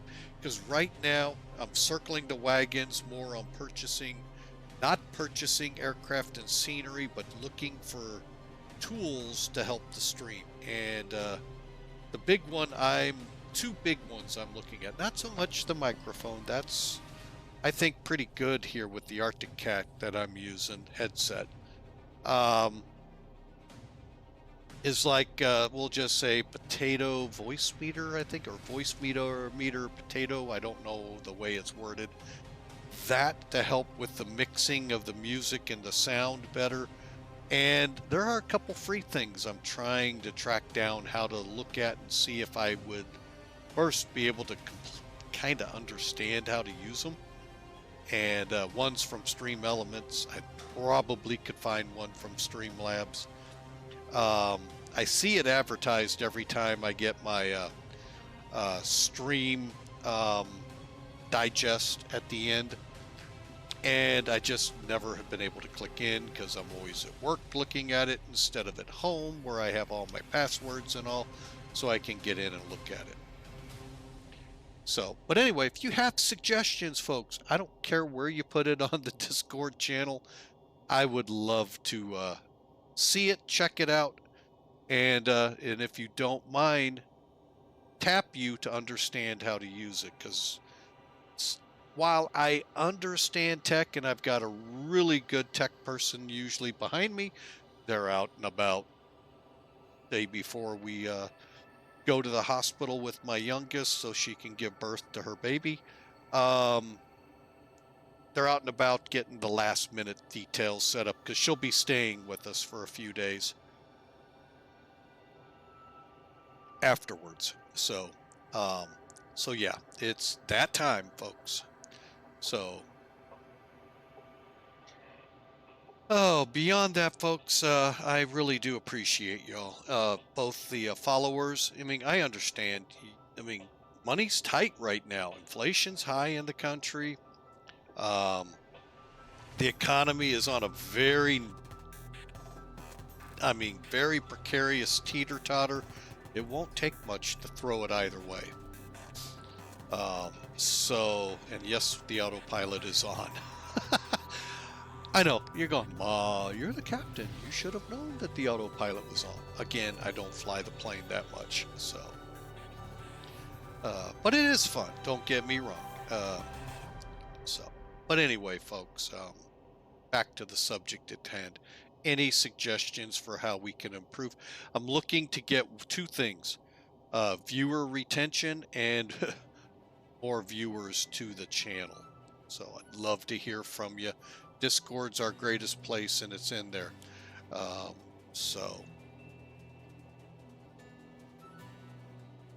But I do have to continue to say thank you so much. What a blessing it is the Lord gives me to come on here each and every time that I'm able to.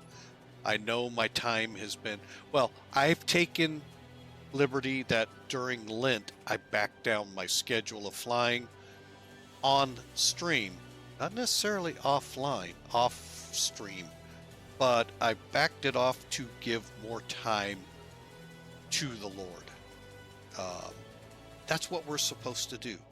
We're supposed to look for where things in our life are preventing us from worshiping our Lord and Savior Jesus Christ. And I know some, I'm going to need to give up chocolate. That's probably not preventing you. But don't get me wrong, that's a great thing. You're taking that initiative.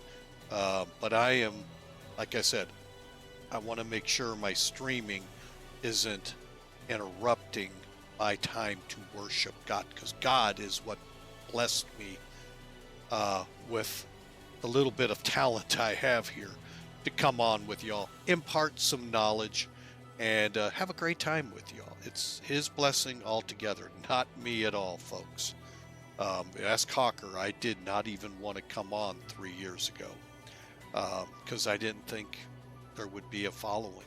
And I'm shocked. I have 320 now, I think it is.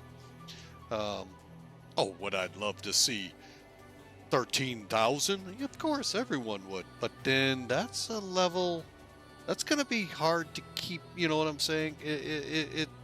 it's a blessing and a curse at the same time. So I just truly love where we're at and the followers we have, the subscribers helping behind. Folks, you don't realize. Well, of course you realize if your flight somewhere, it costs money for the aircraft and the scenery. It does not cost to stream. Thank goodness for that. Um, but there are elements to streaming that I haven't delved into that do cost. So, and it's not because of lack of money or anything like that. It's just lack of knowledge. I don't want to dive into something I'm unaware of. So I ask and enjoy flying for y'all. And don't get me wrong, we've only backed off because during this season of Lent, we look inside to what might be holding us back from worship. So remember, tonight's Monday, Tuesday, we are wrapping up the Holy Lent time frame from Ash Wednesday to Easter, Resurrection Sunday.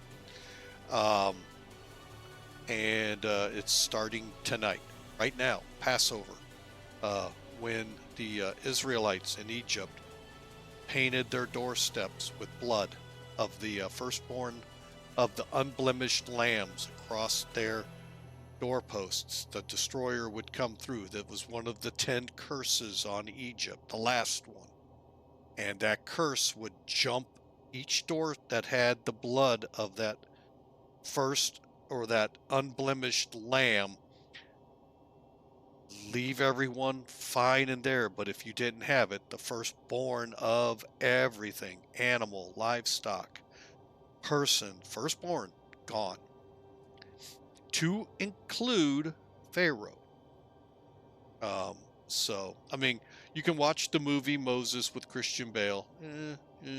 How good or bad, that's your call. But it does give a somewhat portrayal of the events of Exodus. Then we now have the Passover occurring now for us 2,000 years ago with the sacrificial, unblemished lamb named Jesus, teaching us how we are to live, how we are to praise and pray and worship our God in heaven, God Almighty, Yahweh.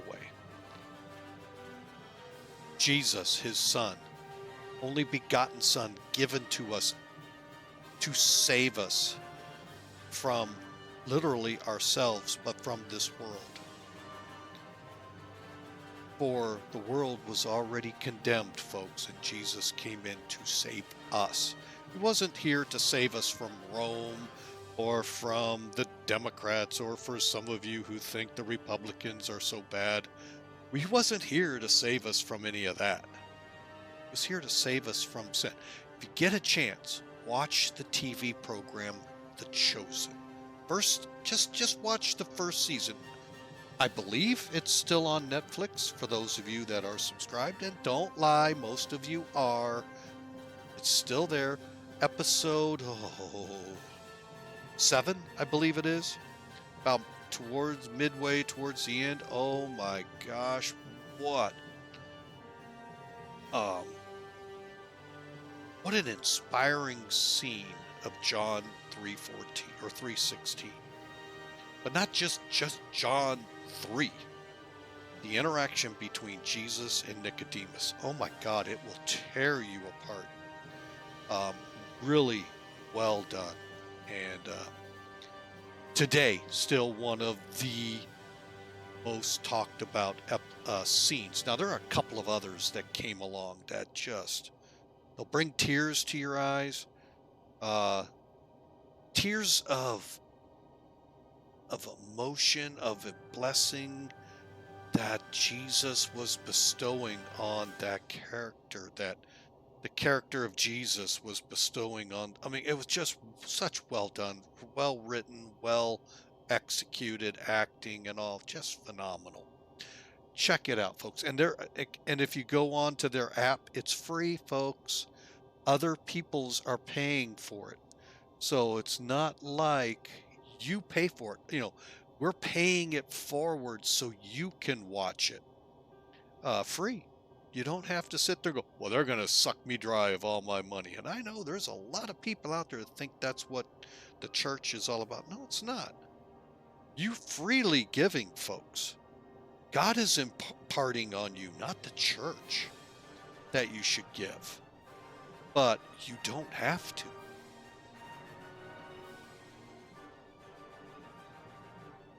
So I highly recommend, if only one scene. I know if you're on my Facebook page, folks, you see it every now and then.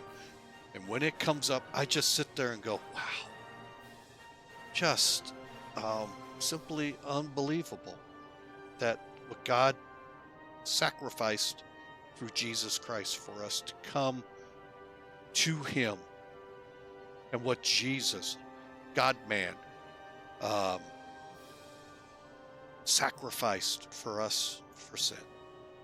So, again, tonight's Maundy, Thursday, we celebrate the Passover dinner, the night the destroyer, many thousands of years earlier, passed over the Israelites and destroyed the Egyptians' firstborns, setting forth the Exodus into the Sinai Desert, and the stories that came from the Red Sea to the serpents to the Ten Commandments to all that occurred before they crossed the Jordan 40 some years later, with Joshua leading into the promised land that God promised. So anyway, we're eating that dinner, and Jesus imparts so much information to us, from let alone just the washing of his disciples' feet, to the meal and the lessons given during that meal, to, unfortunately, at later in the night when they're in Gethsemane, one of the 12 that Jesus knew would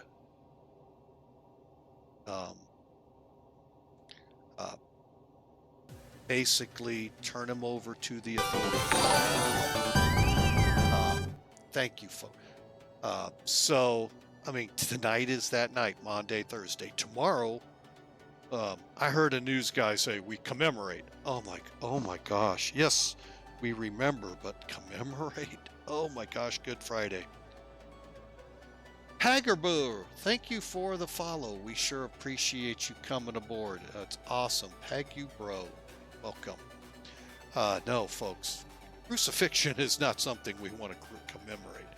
We want to embrace the sacrifice given, yes, but commemorate? Ooh, what a bad choice of words that anchor did. It is Good Friday, and it's hard to say good, but it is, because Jesus took on sin for us, and through the blood of his sacrifice, folks, you are saved. And then 3 days later, he defeated death by the resurrection on Resurrection Sunday, today called Easter. So, anyway, folks, I just wanted to make sure you all were aware of where we are. And for me, what a blessed time it is, because I have my youngest daughter about to give birth tomorrow, maybe into Saturday, who knows. Inducing doesn't mean baby. I forget which comedian did it, but there, you're in the room there, and the doctor walks in, and he then took it into the nice joke and said he's in his catcher uniform, patting the catcher mitt, going, okay, I'm ready to catch it. Hey, I know some of you guys are into baseball, so it was a great analogy. Last I checked, when my 3 were born, I never saw the doctor come in that way, but it does. I get it, though. But Pagabrew, or Bro, hopefully I'm getting it right. Thank you so much, sir, for coming in with the follow. All right, folks, we are at our last fix here before we head to HITUG and the Star for Dallas-Fort Worth. Thank you again for being a part of Flying with Mike. Thank you for the follow. Thank you, all of you followers, and those, hey, not a lot of people say this, but those that pop in, pop out, hey, I'm glad you do.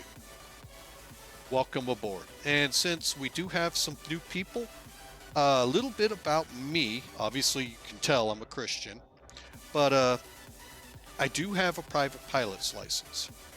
Albeit, I haven't flown since 1986. Actually, correction, 1985. I know, what's a year when you're talking that far back. And it's just because a lot of things in my life were topsy-turvy, and I had a bad check ride. Yeah. And it just a lot of things, at that age, folks. I was 18, 19 years old, somewhere in that ballpark. You know how that all just, yeah. And I can say this, if you're in flight school and you have that, folks, if this is what you really want, get back up on that horse. Get back in that plane. Get back up. Practice what you think you failed. We all have a bad day.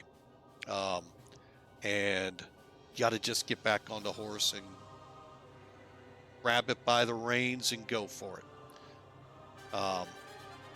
I can't complain, folks. My life has just been phenomenal since.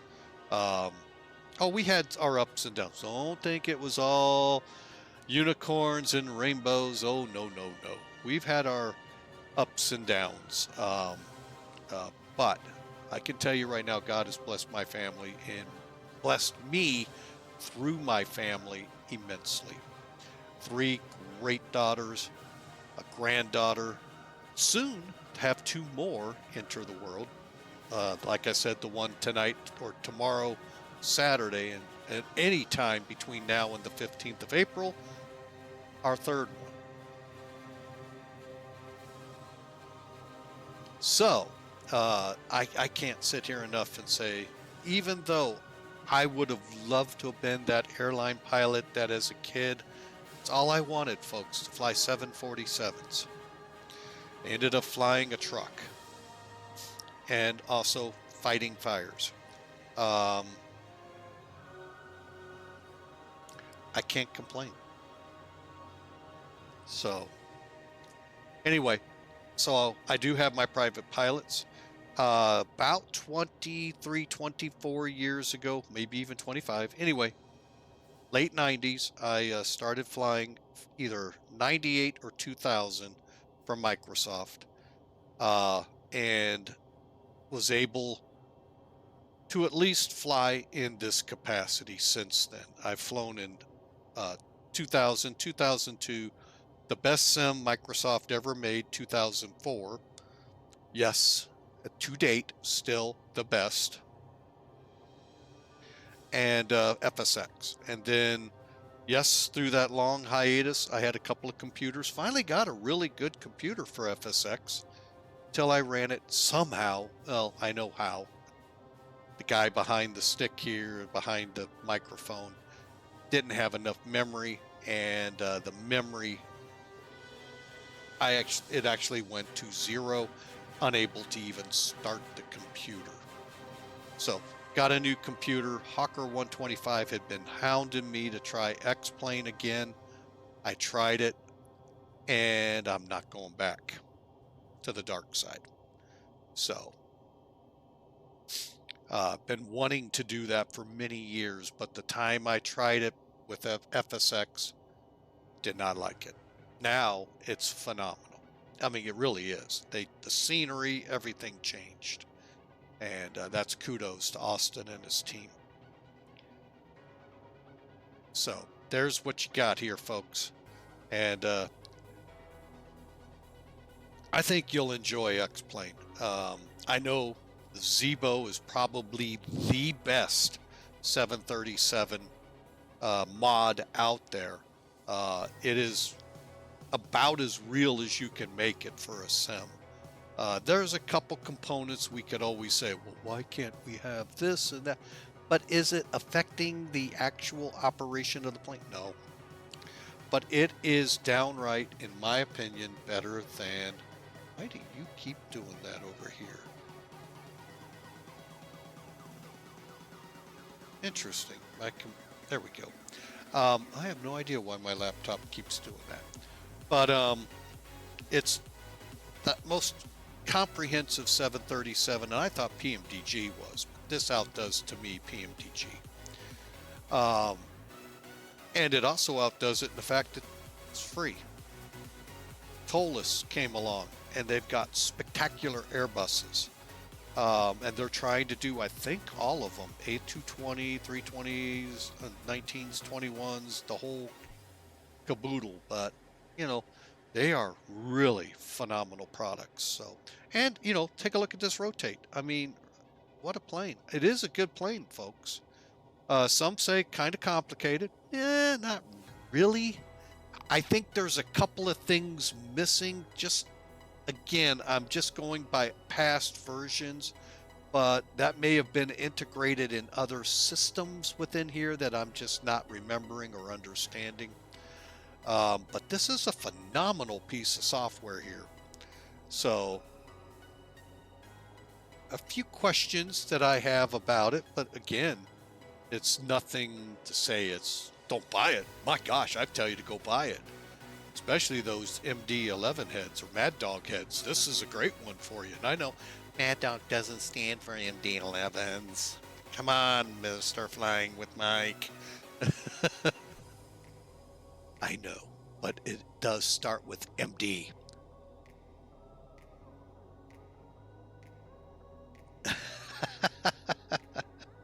So, but again, and we also, folks here, try to have fun. You know, that's the name of the game with Flight Sim. Have fun. It's what we're here for, folks. We're not here to, oh my gosh, it's a job I gotta get from Paris to New York. Oh my gosh, no. It's have fun with it, folks. When you don't, that's when you need to change, you know, the hobby. Yes, I try to fly as real as I can to a point because I still want to have fun. You know, Cyndi Lauper made a song about girls wanting to have fun. Well, boys want to have fun too. So, but anyway, folks, we're on our way. We're almost to top of descent, by the way. So let's take a look here, see where we are, and error at Yonan. What do we got? Altitude errors. Okay. Clear that off. All right, so what we're going to do, switch a little bit around. Actually, we're going to go to takeoff and arrival page. And over here, we're going to hit perf. Top of descent is 228 miles away. We're going to verify that as we're about to enter the Bermuda Triangle. No. You didn't know it, but from Dallas to Little Rock to Memphis is the Bermuda Triangle. Just kidding, folks. It's called the Ozarks.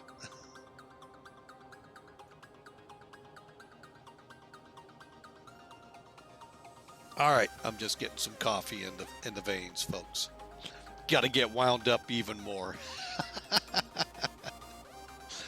All right, so we're going to be doing, hang on, I'm going to bring in the charts here.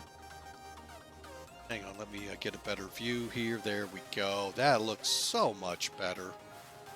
Let's take a look at it, shall we? Charts, shall we? Anyone? Charts, sound good?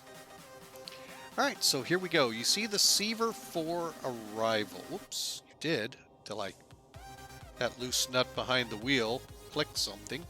Quit pushing buttons. You don't know what you're doing. Okay, so from HITUG to slid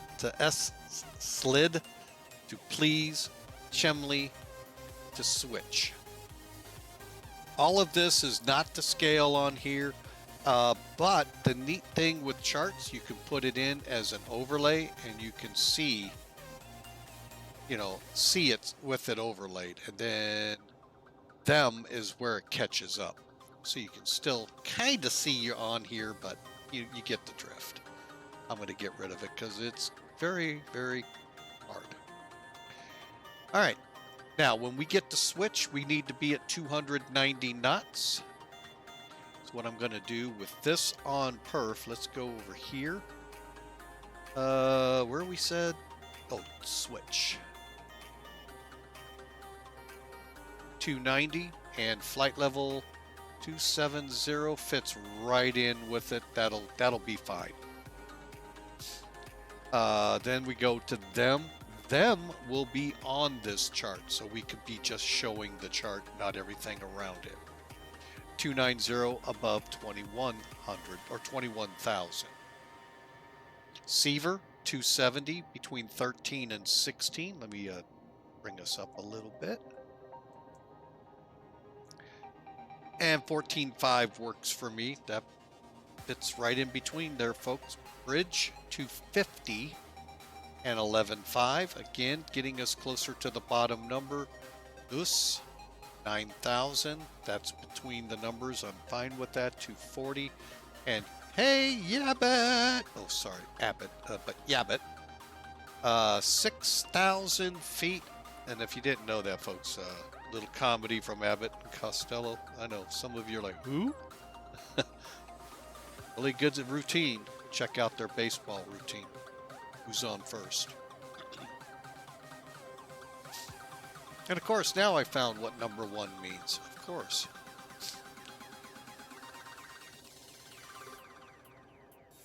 All right, noose. We're going to find ourselves between 8 and 10,000. I think it says 9. And we're going to also be at 240 knots. Now, folks, there are some great YouTube videos. The best one is a JetBlue pilot and New York approach discussing the word at. You'll enjoy it. Then Yabbit at 230 and 6,000 feet. Now, from there, we're going to fly direct to our intercept for 18 right. But first, let's walk through the top here. We do have ATIS, D-ATIS to be exact. Cut that out. I don't like seeing circles. There we go. Hang on a second. I lost what I was looking at. There we go. So across the briefing strip here, the top of the page, you can look at this on ForeFlight on D-ATIS page. And pull it up before takeoff, or you can do it right now, or when you get in closer, dial in the ATIS. Regional towers, we're on the west side, so there's what we'll be working with. Ground, there's our ground frequency. We're going to make sure the programming sets up IV Yankee November 11.9 in the RadNav page. We're going to make sure that's set up so we get the localizer and glide slope. Final approach course 176 Netty right here, 2,400 feet on glide slope. That equates to 1,793 feet above the ground. Not really sure how, but it does. Huh. Because the airport's all at the same numbers. It's kind of interesting. Oh, never disregard. Minus 600 feet. Yeah, that'll get you down there. I'm sorry. Brain fart, and at least it's not stinky. My bad. Just takes looking at the next one. Decision altitude, MSL is 807 feet, AGL 200 feet above the ground. And there's our airport. Happens to be a flat airport, 607 feet on the ramp and the runway.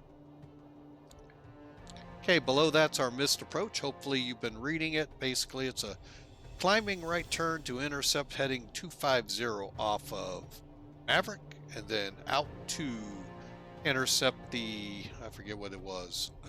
It tells me right here. 222 radial off of Buzz or Ranger, VOR, to Likes intersection, which is 27 miles out, and hold.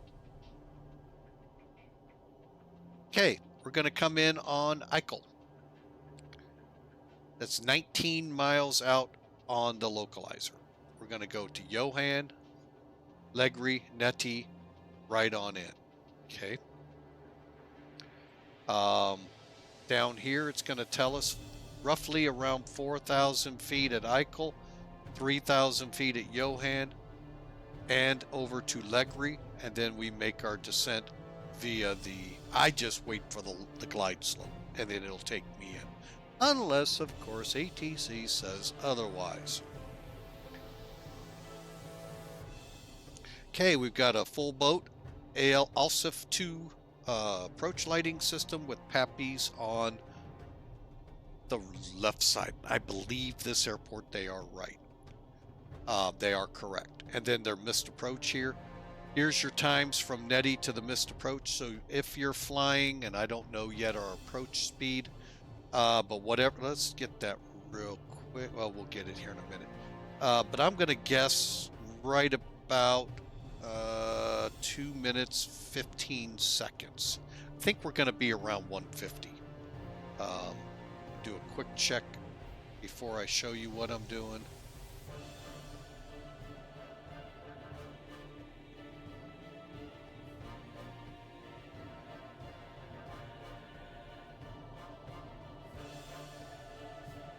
Okay, we will not be at flaps 50. There we go. And that. Okay.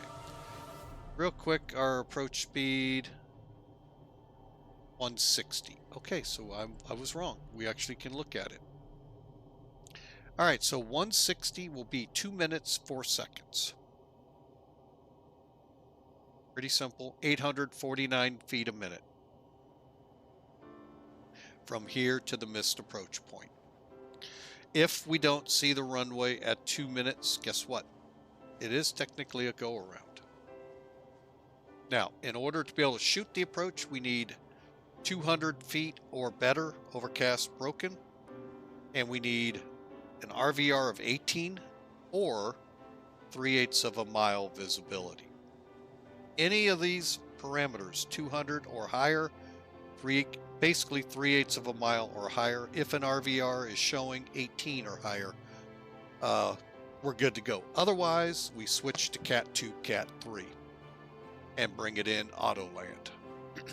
All right, pretty simple stuff, folks. And then once on the ground, this is the fun part. Hang on. Oh, there's a lot of charts. All right, so once we land, here's 18 right. We are going to be going to the Northwest Air Freight. That's where UPS parks. So in my estimation, I am thinking Whiskey Mike is where I hope. Worst case, Bravo or Alpha and taxi back. Okay, hopefully by Whiskey Mike we will be off. It's kind of useless, but we could exit on these high speeds. Only bad thing is then we got to cross. And it, as we all know, at Dallas, it's just a tad busy. So that could be fun. Only a little bit though, folks. Really, it's not all that busy. It's one of the busiest in the world. Not the busiest, but it's pretty much up there. Ah, hit the wrong button.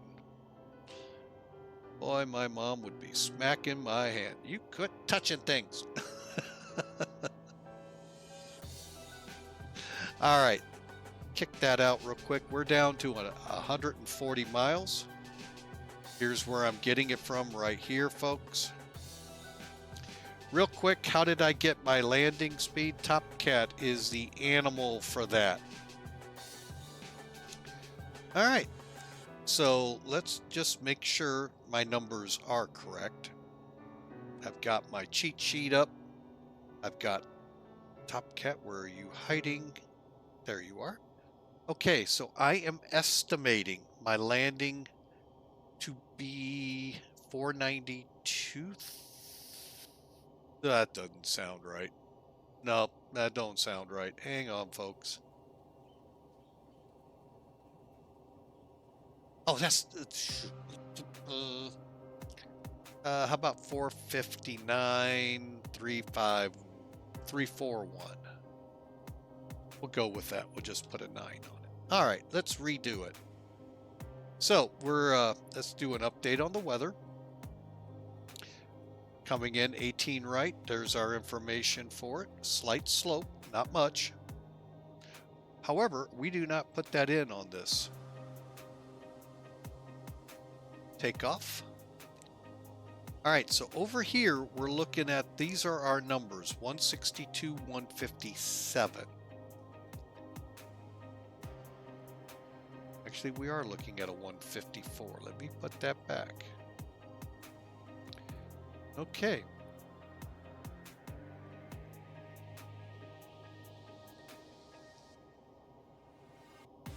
I'm going right here.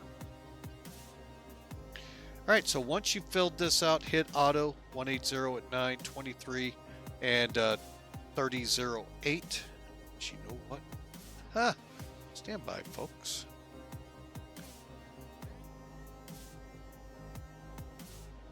There we go. I didn't do that. All right, compute. We're looking at an approach speed of 162, ref of, which is the landing speed of 157. 162, 157, that's not bad.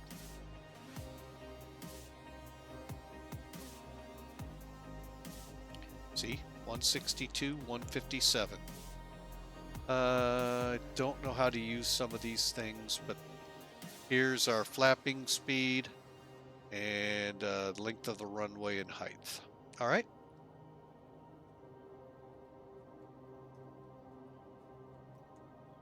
Gonna drop us down a little bit. Okay, no traffic around us. Tulsa, pretty much straight 45 degrees off us.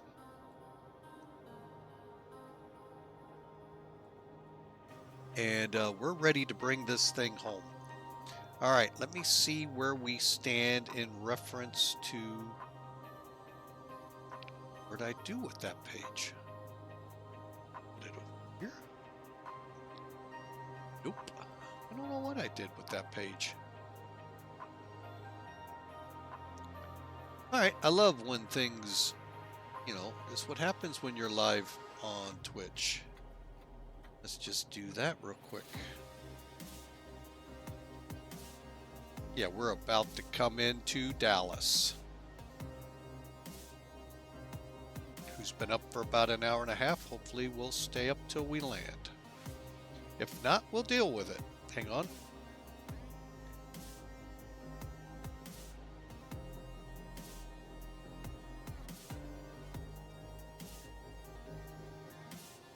Really should have been on 122.8. I didn't think about it, folks.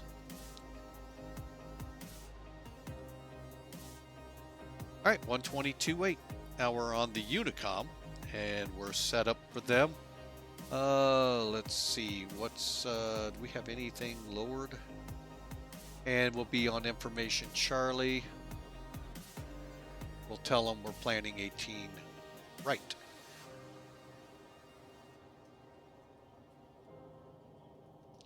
Oh, we're expected to land and hold short of Bravo. So that's 10,000 feet down the runway. Hopefully we don't float too bad. Do we do?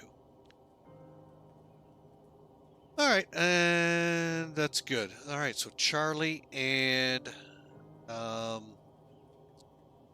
18 right, we need to tell them. Okay.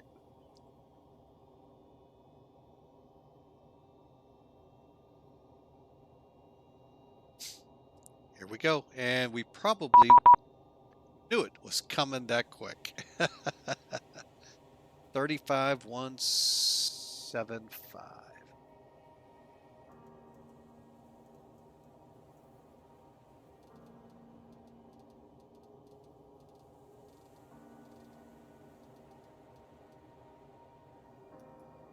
Say again for American 1380. Hang on a second. What's his call sign? I missed it. American 1380, go ahead. Fort Worth. Just, yeah, I want to let you know we got Charlie at DFW. American 1380, thanks. Fort Worth Center. Fort Worth Center, UPS 754 Heavy with Charlie, level 34,000. UPS 754, Fort Worth Center, hello, ident. And 754 is that? Hang on, folks. I hate when it does it. 754 is identing. UPS 754, thank you. Radar contact 100 miles east of the Will Rogers VOR, hello. And hello to you too.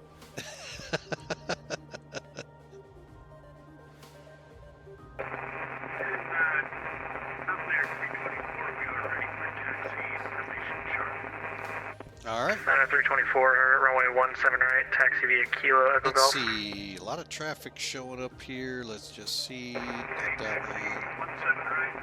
There's a lot of stuff coming in here. I'm going to zoom it a little bit. Zoom. All right. We are on with ATC, folks. And over 508 Bravo Romeo, you ready to go? 8 Bravo Romeo. Over 8 Bravo Romeo, wind 1907, runway 17, clear for takeoff. 17 clear for takeoff. 50 Bravo Romeo. All right. Let's see where we are on our descent planning. Error at Legri. Okay. Yeah. Clear, clear. I said clear. There, I didn't set that back. My bad. Take off. No. Perf. 77 miles.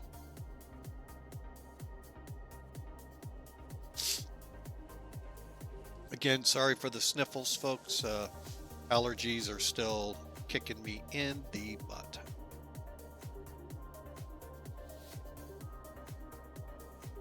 All right, so we are Southwest 1636, clear direct knock me, cross knock me, hour above 4,000, cleared RMP, whiskey, runway 13 left. Alright, direct knock me, cross knock me at 4,000, cleared RNF whiskey, runway 13 left, Southwest 1636. I don't want 1-3s.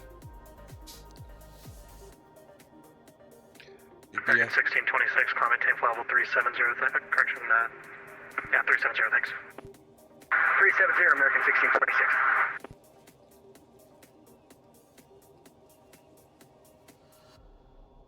So, UPS 754, Fort Worth Center.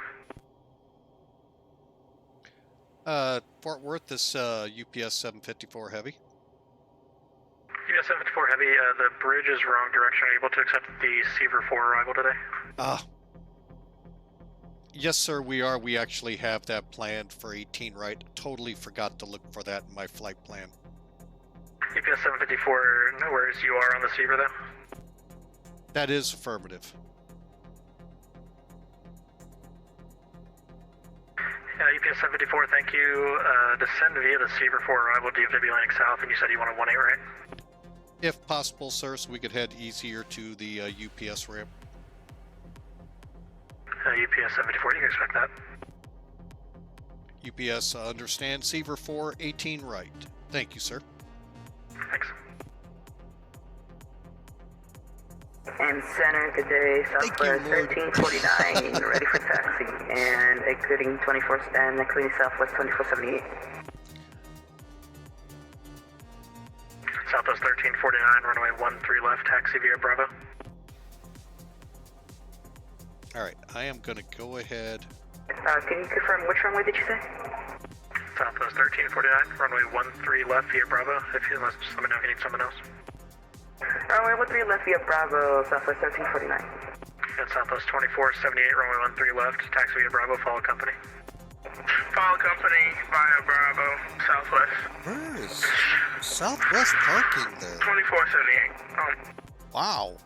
I've never seen the 13s in operation at Dallas. Number 508, Bravo Romeo. Or I've just never been on it. Let's it. put it that way. 50 Bravo Romeo is indicating 2,100. Number 508, Bravo Romeo, thank you. Climb maintain 9,000. Yeah, I totally forgot about that, You still folks. want runway heading? 50 Romeo? Yeah, there's two different approaches, Give me 1 bridge second. Let me just make sure and there's no Seaver. traffic in the way. We went through that. That's part of the delay in getting out of Rockford. We had to switch to the Seaver. November And I 508 forgot Bravo to Romeo. make I'm sure going to my keep you on flight headings for plans now just for reflected arrival that. traffic into Love. For now, fly heading 090. You can expect sign off shortly. Now, the nice thing is ATC 090 will Bravo fix Romeo, no that for problem. us, We but got plenty of fuel. yeah, that was my bad. American 1626, leave my airspace to the northeast. Memphis is offline for exchange approved. Have a great flight.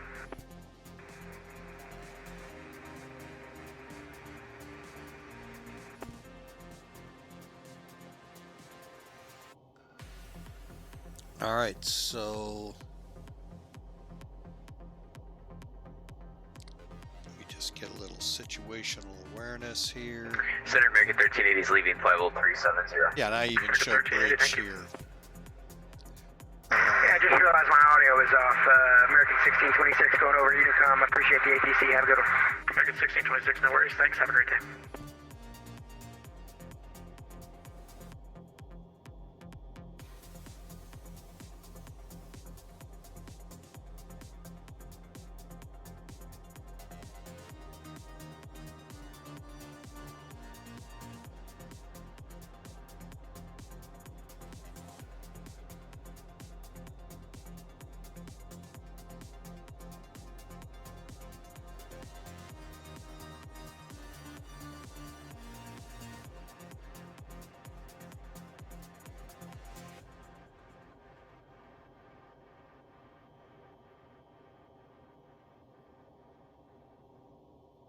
All right, we'll get the music calmed down here a little bit, folks, as we prepare for the descent here. I'm going to start my descent. I'm going to let center know when I pass, but we've got to descend, switch between 30 and 24, be at 290. Next restriction is them above 21. 314 for traffic. Turn 20 degrees left. 20 to the left, 314. Them at 290 above 21,000. Seaver 16,000 to 13,000 at 270. Bridge 250 on our speed and 11 to 508 Bravo Romeo. Thank you 12,000. for the help. Clear direct sign off. Us 8 to 10,000 at 240. Hey, yeah, but at 230 and 6,000. So that's what we have to do, and we'll make it happen. Because what we'll do is that's all we're going to set. For switch 24,000, 21. Working our way down 13, 11. That way it can't go below those. Mountain Air 324, wind 1809, RNAV B Park, runway 17 right, clear for takeoff. Clear for takeoff, 17 right here. So here we come up to please. And I am going to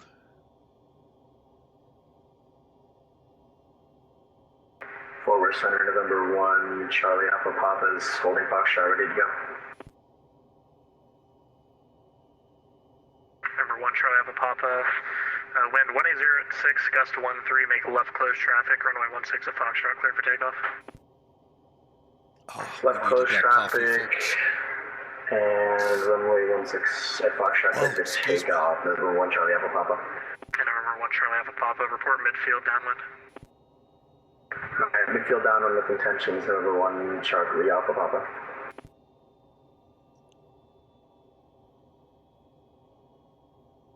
and Fort Worth Center UPS 754. We're starting our descent per the Seaver 4 arrival. Correction, UPS 754, thanks. Delta 314, thank you for the help. Clear direct Grayson. Direct Grayson, Delta 314. And Fort Worth Center, Southwest 1349, short runway 13 left. Southwest 1349, RNAV Dorset, runway 13 left, clear for takeoff. RNF Dorset, runway 13 left, clear for departure, Southwest 1349. Southwest 2478 in sequence, runway 13 left, line up and wait. Line up and wait, 13 left, Southwest 2439. Center, Mountain Air 324, climbing 2.4 for 5. Delta 3070, descend via the Berry 2 arrival, DFW landing south. Descend via the Berry 2, landing south, Delta 3070. Sorry, folks, that was just had to be a really good. Mountain Air 324, Fort Worth Center, radar contact, climb maintain 17,000. Up to 17,000, Mountain 324.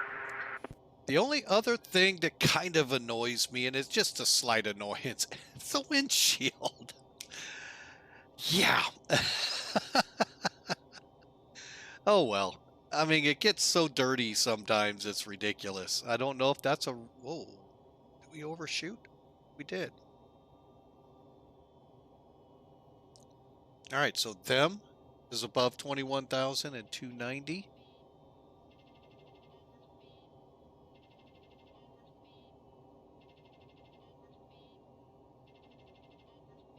All right, now for speed brakes, Papa the arrow. 1636, love wind 1807, gust 15. 13 left, cleared wind. 13 left, cleared line, southwest 1636. Fort Worth Center, November 1, Charlie Apple Papa's midfield downwind for 16 for touch and go. Southwest 2478, hold short runway 13 left. We're short 13 left, 2478. Number 1, Charlie Alpha Papa, wind 1806, gust runway, correction, gust 13, runway 16, clear for the option. Runway 16, clear for the option, November 1, Charlie Apple Papa. Southwest 1636, wind 1807, gust 15, runway 13 left, clear to land, traffic's on the roll. Alright, clear line 13 left, southwest 1636.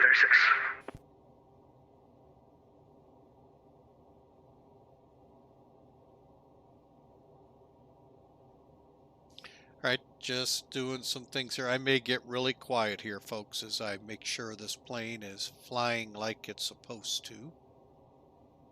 Okay, and then the arrow up takes us up with the spoilers. And now we're just going to maintain. We're getting ready to cross just, and then switch has to be at 290.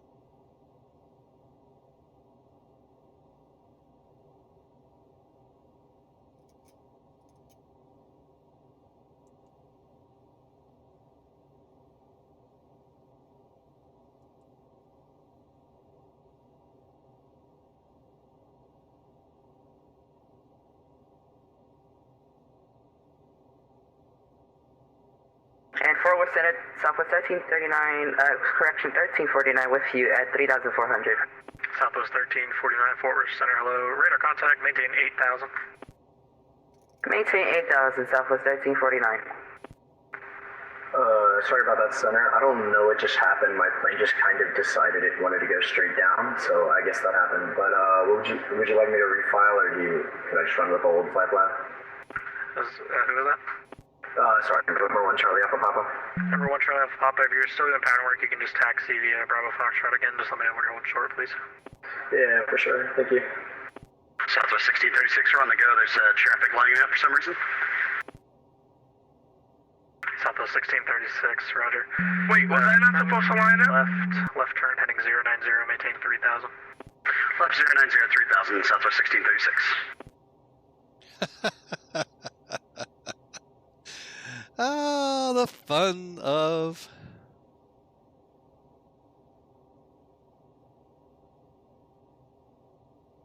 All right, so we're through the 24,000. 324, climb maintain 50360. Give me 13,000. Climb maintain 360, 324. Southwest 1349, clear direct Piglet. Southwest 1349, could you repeat? Southwest 1349, clear direct Piglet. Clear direct Piglet, Southwest 1349. Southwest 2478, RNAV Dorset, runway 13 left, cleared for takeoff. RNAV Dorset 13 left, cleared for takeoff. Southwest 2478. Southwest 1349, climb maintain 17,000. 17,000, Southwest 1349.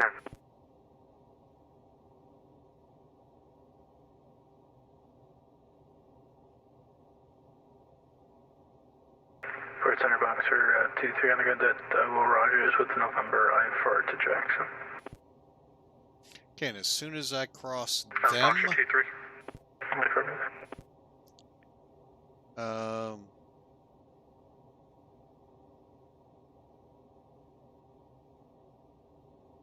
I will set up for 270 at Seaver.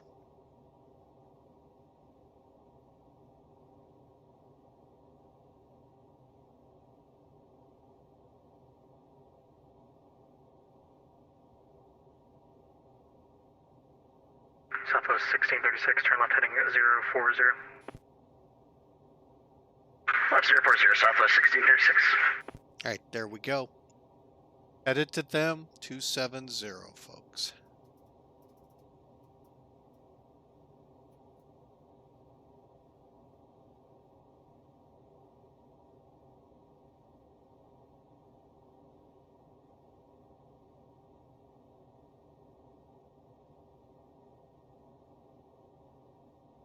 Southwest 6213, low airspace Okay, to we're the gonna be northwest. off, so. Kansas City is offline, frequency change approved, have a great flight. Alrighty, over to advisory for Southwest 6213. You have a good evening. That's it. Southwest 1636, turn left heading 310. Left 10 310, Southwest 1636. Forward Center November 1, Charlie Alpha Papa's back at Foxtrot. Number 1 Charlie Alpha Papa, thank you. Let's see. Wind 1806, gust 13, runway 13 left, clear for takeoff, make left close traffic, report midfield downwind. Make left close traffic, report midfield downwind, runway 16 left, clear for takeoff number 1, Charlie Alpha Okay, Papa. we're gonna set for Yabbit at 6,000. We'll make all of our. Oh, we need more spoiler.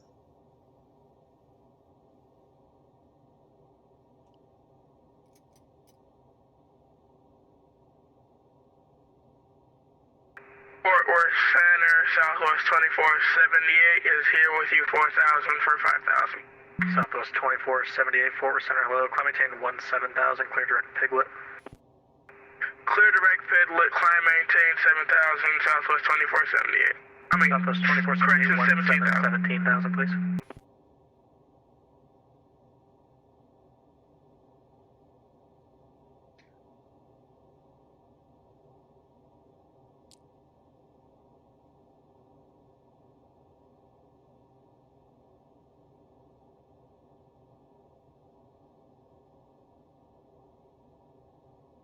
All right, folks, back with you. Sorry, we're trying to do a lot of things here. We're trying to get this plane to slow up a little, as well as descend a little better. But we'll get her there.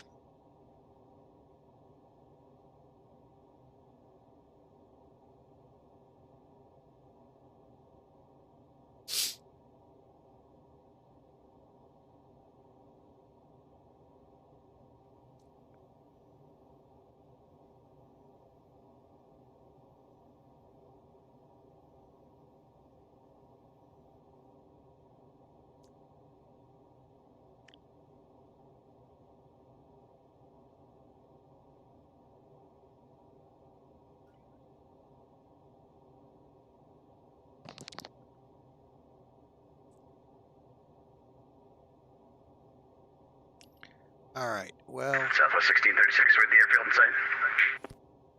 Southwest 1636, traffic, 9 o'clock, and I have a target over Addison doing VFR pattern work to report the traffic in sight. all right, we're gonna start getting this plane slowed another way. Yeah, we're looking Southwest 1636. Southwest 1636, no worries, flight present, heading, I'll return for you shortly. Okay, Roger. Number 1 Charlie Alpha Papa, wind 1806, gust 13, runway 16, clear for the option. Sorry for the cutoff there, but clear for the option for 16 November 1, Charlie Alpha Papa.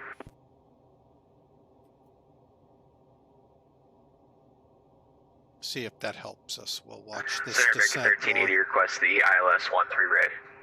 American 1380. Seaver is a hold point if we need it. Cleared ILS 13 right. We're through 1-3. We're going to be right at Clear direct 1-3. Maury at or above 4,000, cleared ILS 13 right, American 1380, thanks. And center, Southwest 1349, can we get an altitude increase? Southwest 1349, sorry, climb maintain flight level 320. Climb 320, Southwest 1349. American 1380, you can make that 3000, cross Maury at above 3000, cleared ILS 13 right. Copy, Maury at or above 3,000, cleared ILS 13 right, American 1380. Southwest 1636, turn left in 220.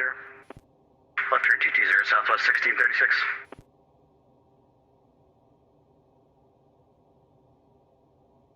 Fort Worth 8 Bravo, man, just a heads up, I don't trust this thing's autopilot, so if you see me whacking out, just sign off, don't worry about it. Number 508 Bravo Romeo, roger. Are you able, I saw your X, are you able to accept direct anything, or are you stuck on the routes?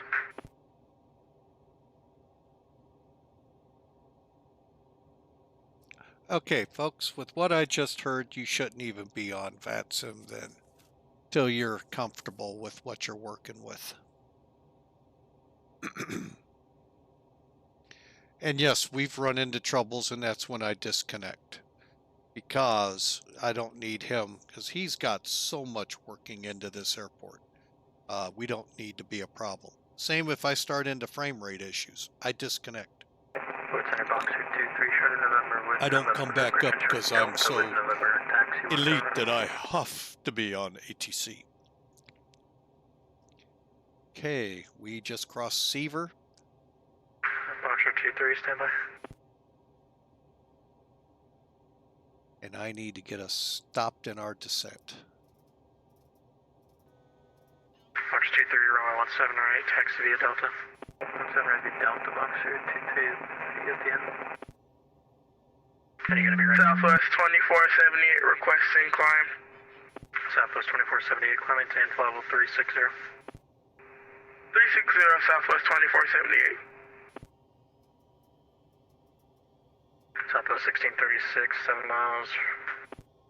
Turn left heading 160, maintain 3000 still established, cleared ILS 13 left approach. Yeah, we are a little low, folks, but right now, this seems to be the best way to go. At bridge, we'll drop it to 8. Forward center November 1 Charlie Alpha Papa is midfield downwind for 16, touch and go.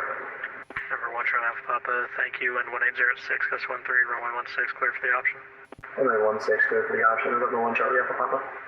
Now, I slowed to 240, folks. Forward center, Eastern 500, heavy, view flight level 350.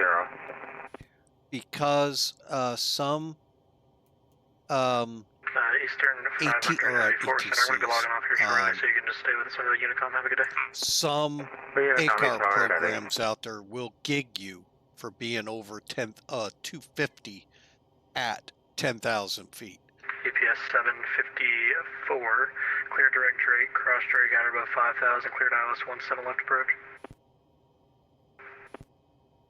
I'm sorry, UPS 74, you wanted 18 right, correct? That is correct for UPS 754. Yeah, UPS 74, sorry about that. Clear direct Johan, cross Johan at or above 5,000, cleared ILS 18 right approach. Cleared Johan at or above 5,000 and cleared for the approach. UPS 754. Delta 314, I'll be logging off here in a minute. Memphis is offline for exchange approved. Have a great flight. Unicom 314, we'll see you. See you. All right, so we need to go direct. Boxer 23, fly runway heading maintain 4,000, runway 17 right, clear for takeoff. Runway 4,000, clear takeoff, Boxer 22. 5,000.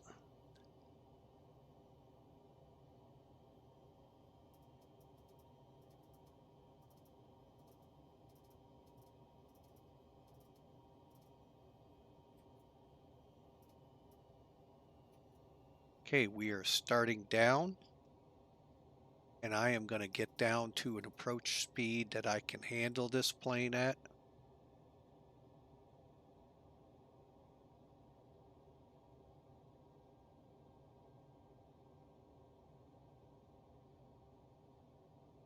Southwest 1636, wind 1807, gust 15, runway 13 left, clear to land. Clear land 1 to your left, we'll try it again, Southwest 1636. American 1380. Wind 180 at 9, runway 13 right, clear to land. Clear land 13 right, American 1380. Don't think I need the F in front of that, but it might require it.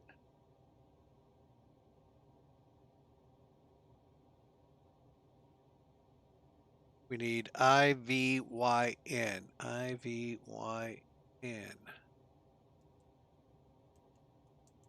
And November 508, Bravo Romeo. I'm going to be logging off here in a few minutes for snow traffic on the rest of your route. So far, from what I'm seeing, change to advisory frequency approved. Have a great flight. What advisory? Thanks for staying over. Advisory Bravo Romeo. Yep. Forward center, November 1, Charlie Alpha Papa is for a full stop on 16. And November 1, Charlie Alpha Papa, wind 1806, gust 13, runway 16, clear to land. 16 clear to land, November 1, Charlie Alpha Papa.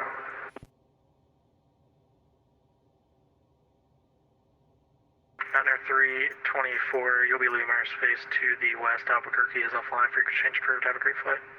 Alright, see ya. See ya.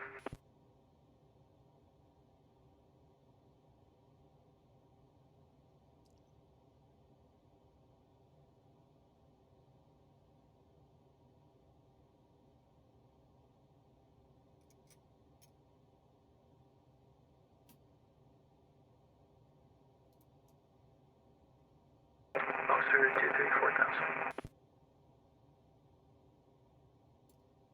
Boxer 234, center low, climate tape level 350. 350, Boxer 234. And Boxer 23, unable clear direct Red Hawk. Direct Red Hawk, Boxer 234.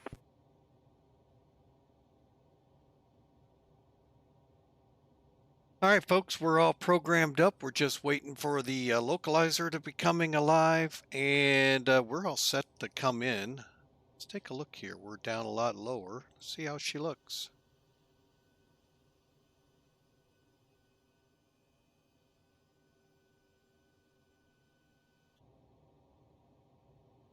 Southwest 1636, welcome to Love, taxi via Mike. Have a good night.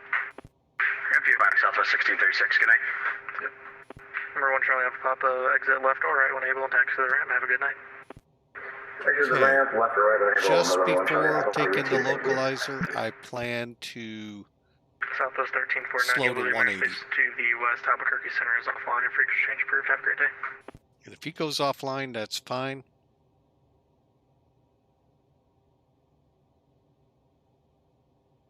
Southwest 1349, you'll be leaving airspace to the west. Albuquerque Center is offline. Frequency change approved. Have a great day. Over to Intercom. Thank you for the service. See ya. Southwest 1349. See ya.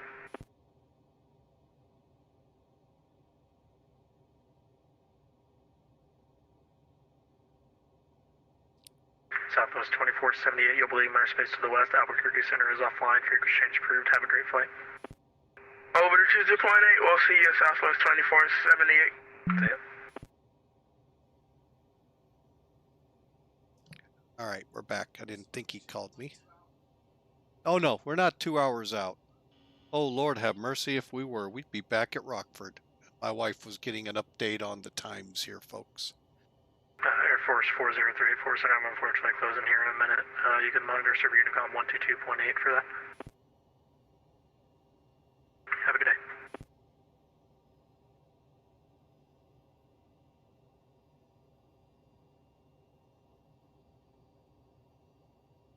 All right, let's get through this checklist here, folks. All right, braking actions medium, so we're good. So we'll be going in with medium. We're looking good on distances. Crosswinds fine. Okay, descent, we've got all set. Approach, decision, altitude.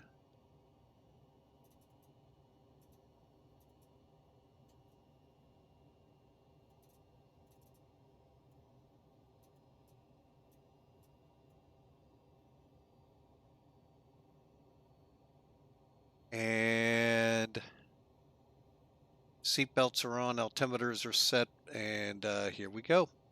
Ladies and gentlemen, take your seats for landing.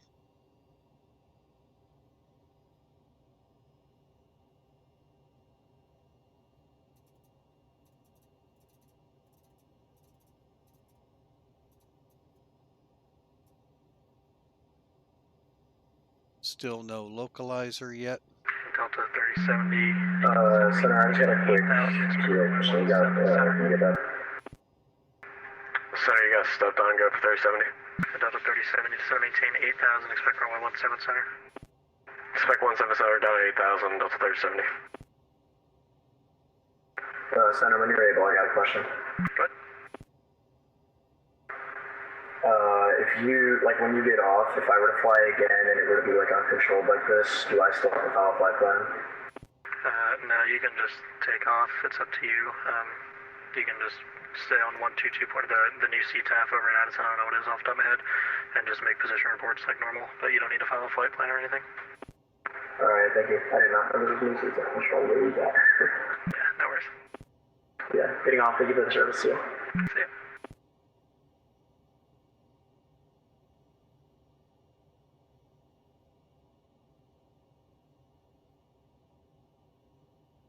EPS 754, wind 180 at 9, runway 18 right, clear to land. Clear to land, 18 right, UPS 754 heavy. American 1380, where are you parking? Parking at Terminal Alpha, American 1380. American 1380, taxi via Alpha Kilo, cross runway 18 right, runway 18 left. Really don't Alpha like it and Kilo, cross 18 left and 18 right, American 1380.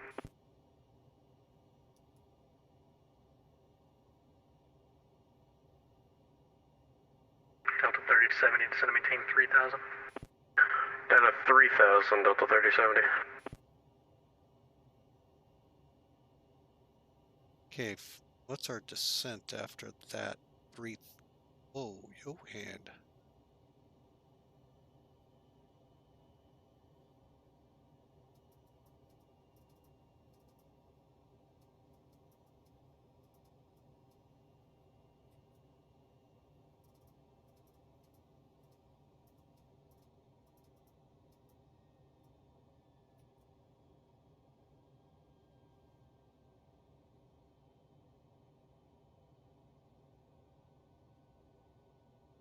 All right, we're making a quick dash down to 2,400 feet.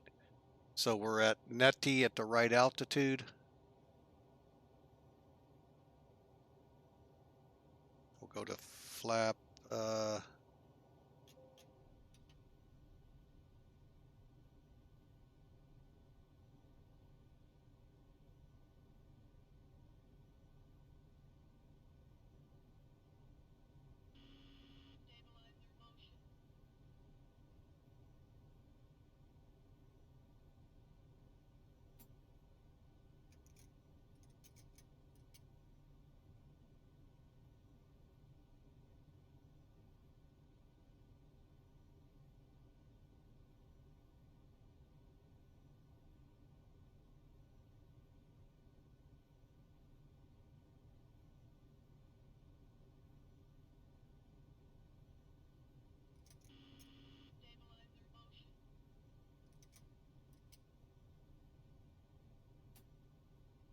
Fort Worth Center, United 108.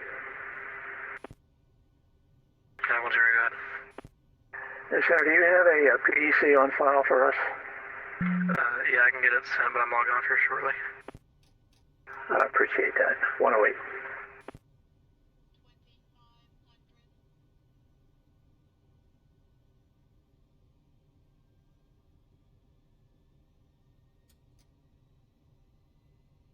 Received, thank you. 108.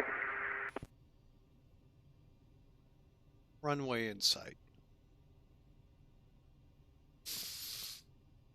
Fort Worth Center, good evening. American 1420, flight level 350, 40 miles west of Childress VOR. American 1424, so now I'm going to be logging off here momentarily. Go to monitor Unicom 122.8. Have a good day. Alright, you too, Unicom, American 1420. All right, we're fully configured.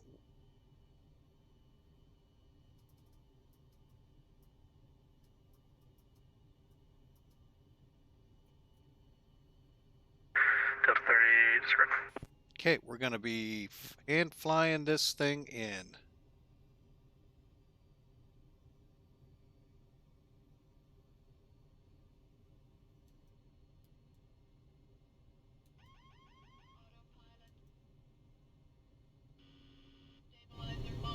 Boxer 2-3, contact Memphis Center 132.55. Have a great day. 55 Boxer 2-3 was it?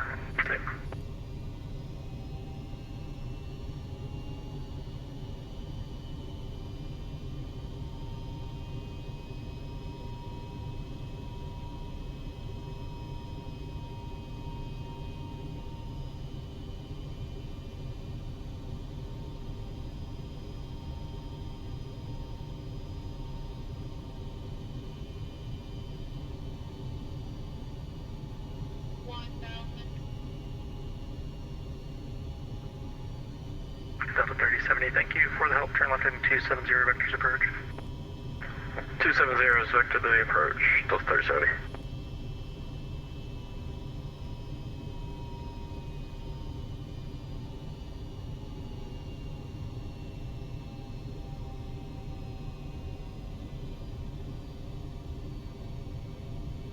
Okay, we're stable. We're landing. 500. Wind is pretty much right down the runway.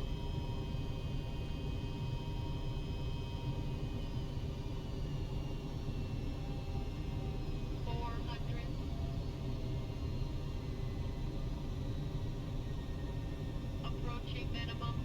Sink rate, sink rate, sink rate, sink rate, sink rate, sink rate. Glide slope, glide. 30, 20, 10.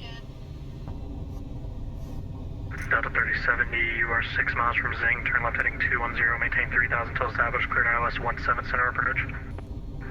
Maintain 3000 till established on the approach, and then clear for 17 center.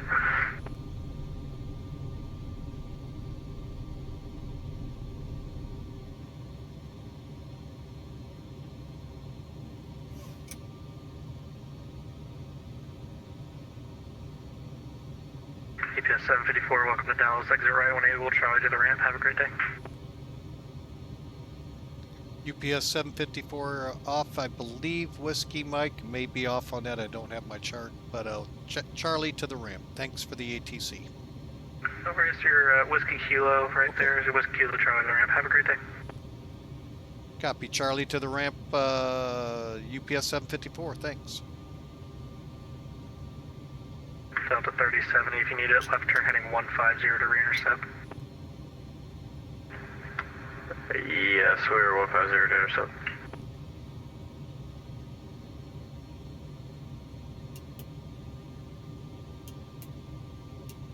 Forward Center, good evening. Southwest 120 with information Golf at Love. Request clearance to Jackson. Southwest 120, I'll get a PDC over to you. However, I'm logging off here shortly, so I'll get that sent over. Roger, thanks.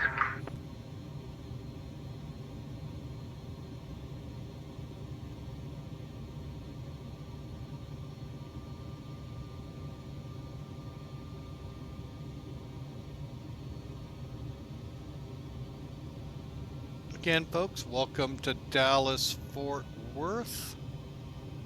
Give me a second here. Taxi all the way up here via Charlie to Charlie 2 or 3, whatever it is up there. And we'll enter the UPS ramp, find a parking spot. Let's get the APU firing up. And Delta 3070, wind 1809, runway 17 center, clear to land. Okay, weather Clear radar land 17 center, Delta 3070. off. Transponder. Alright, and flaps are up. Auto brake off. State trim. Digital aircraft, Fort Worth Center is now closed. All further requests monitors from Unicom 122.8. Have a great day.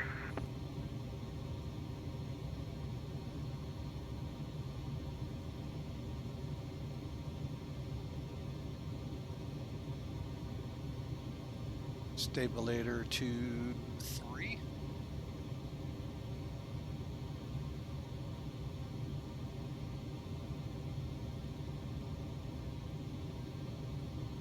And what else do we need to do? exterior lights, anti-ice. That's the, we're almost here. Let's get up here real quick.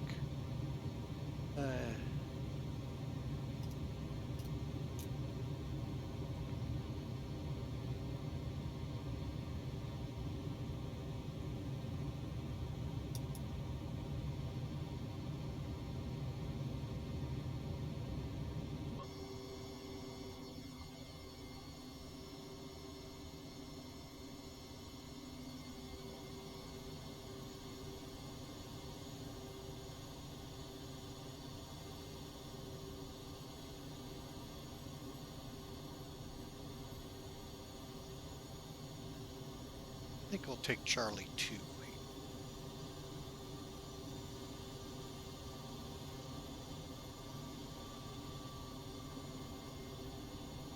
And let's look for a nice parking spot.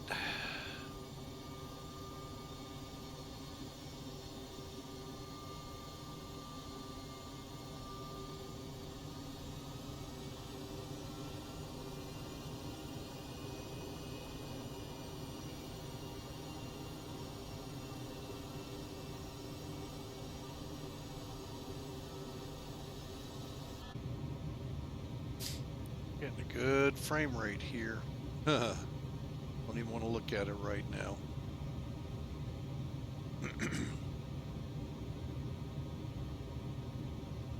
All right, let's get up here, get those strobes off. I just happened to notice.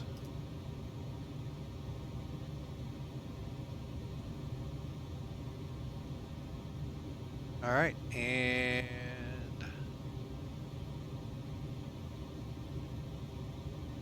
just take this one. Doing a little better with the frames.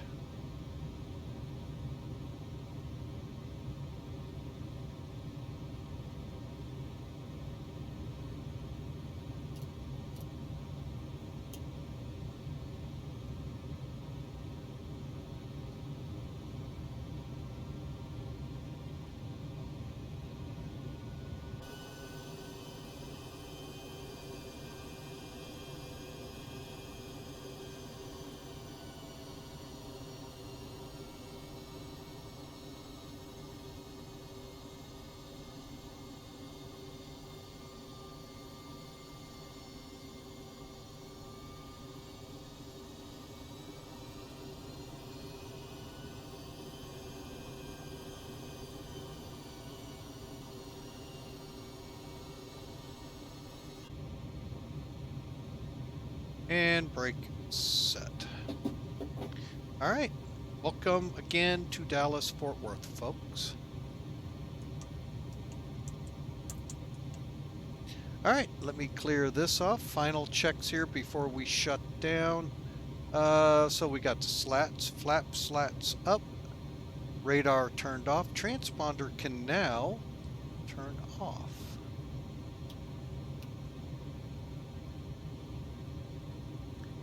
And stave trim is at 3, exterior lights are off, APU is up, and I believe, is it running?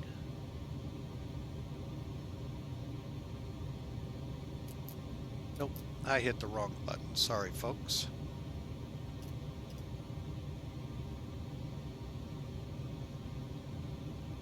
Give it a few minutes to get started, wing lights.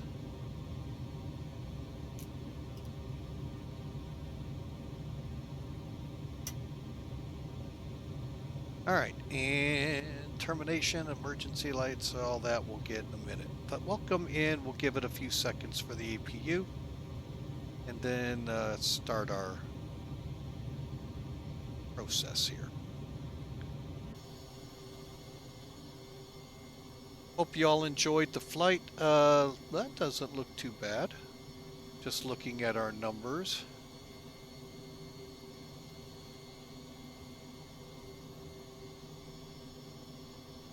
A lot of traffic here.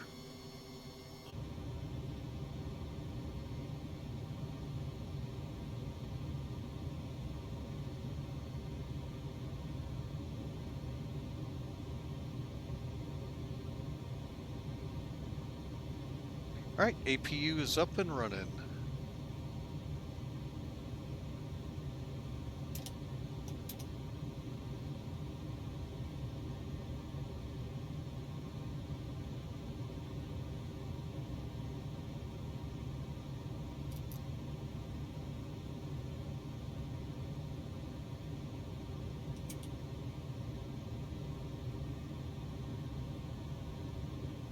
And APU is on, bleeds on, beacons off.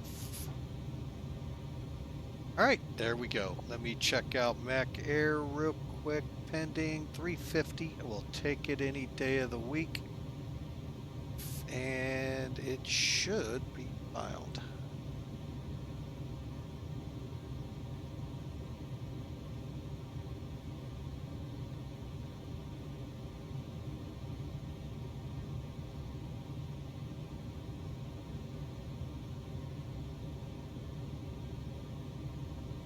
And it is.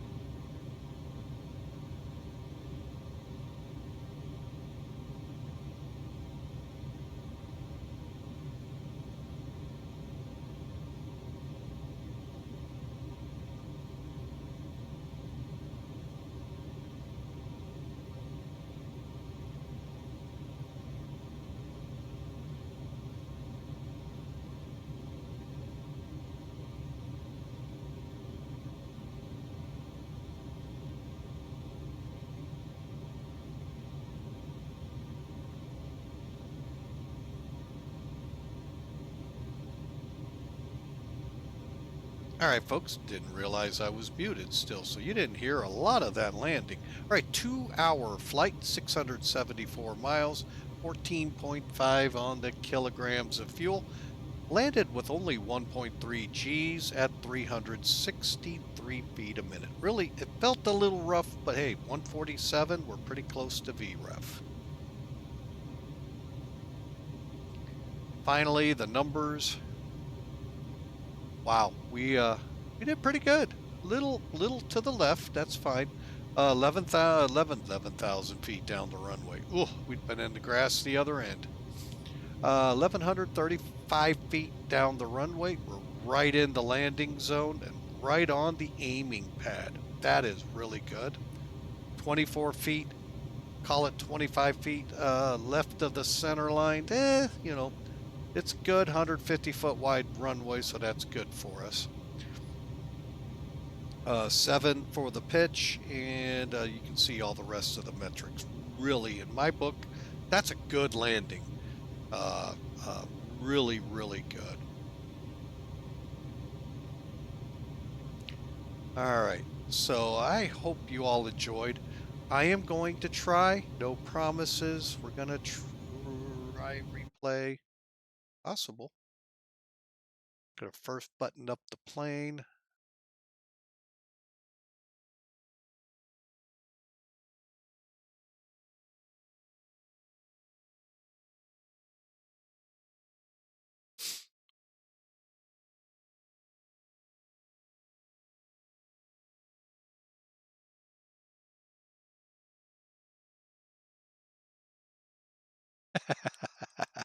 Well, you'll have to excuse doors being open. I love how that landing gear comes down. I wonder what triggers that.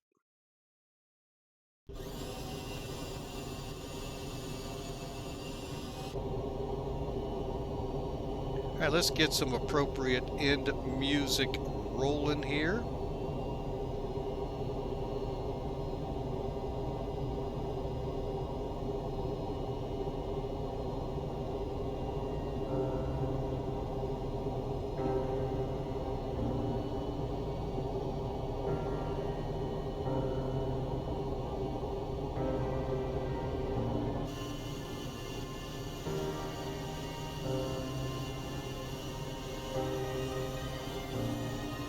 Pretty neat how that's just a little bit of drag there, folks. Now, we did have spoilers deployed trying to slow us down.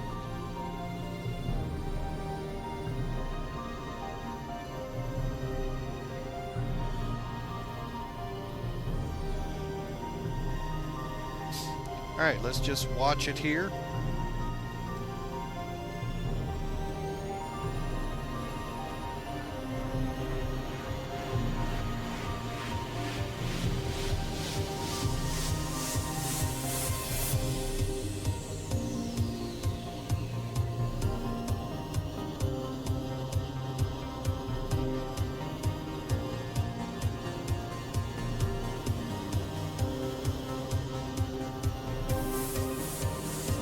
All right, let's get ready to go to normal time.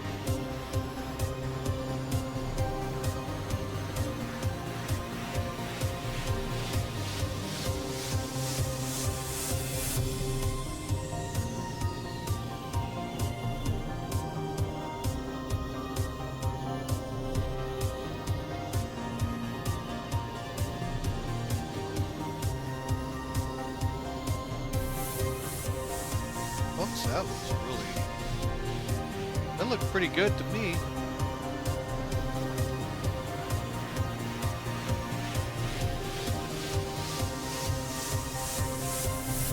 Not bad. All right, let's take it back out, look at it from a different angle.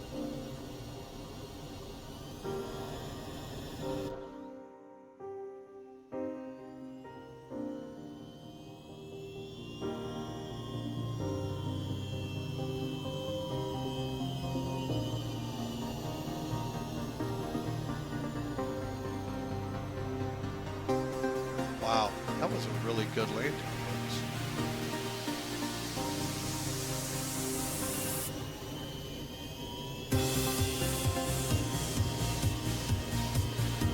The only thing a little bit nerve-wracking to me is the angle of attack, but I think it wasn't stalling, which it's supposed to do right at touchdown, but really good landing. Wow.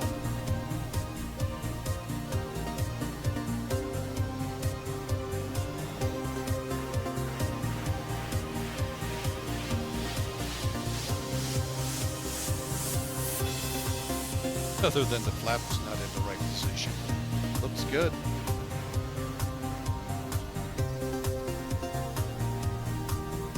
All right. Well, folks, let's take a look at it, see how the tower looked at it.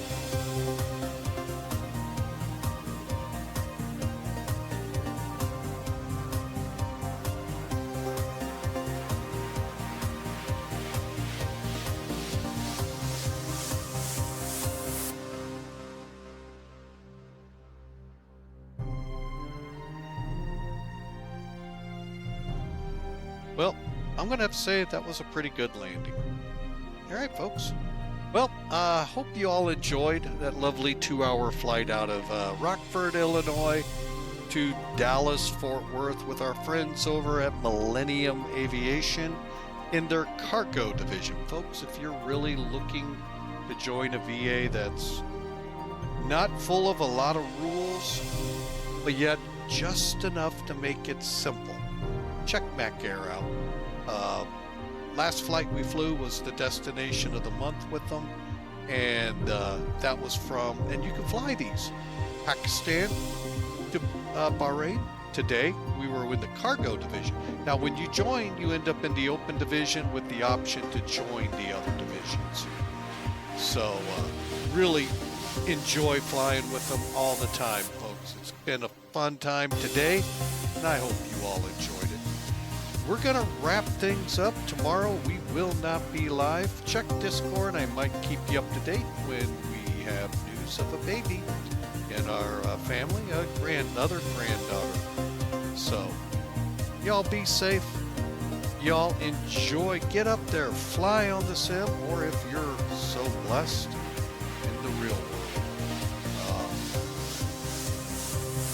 So, I hope you all give it a try. It is the most spectacular thing to do to be able to fly in the real world. So I've done it. I've got about 200 hours, and then I can verify 300 is what I've actually been closer to.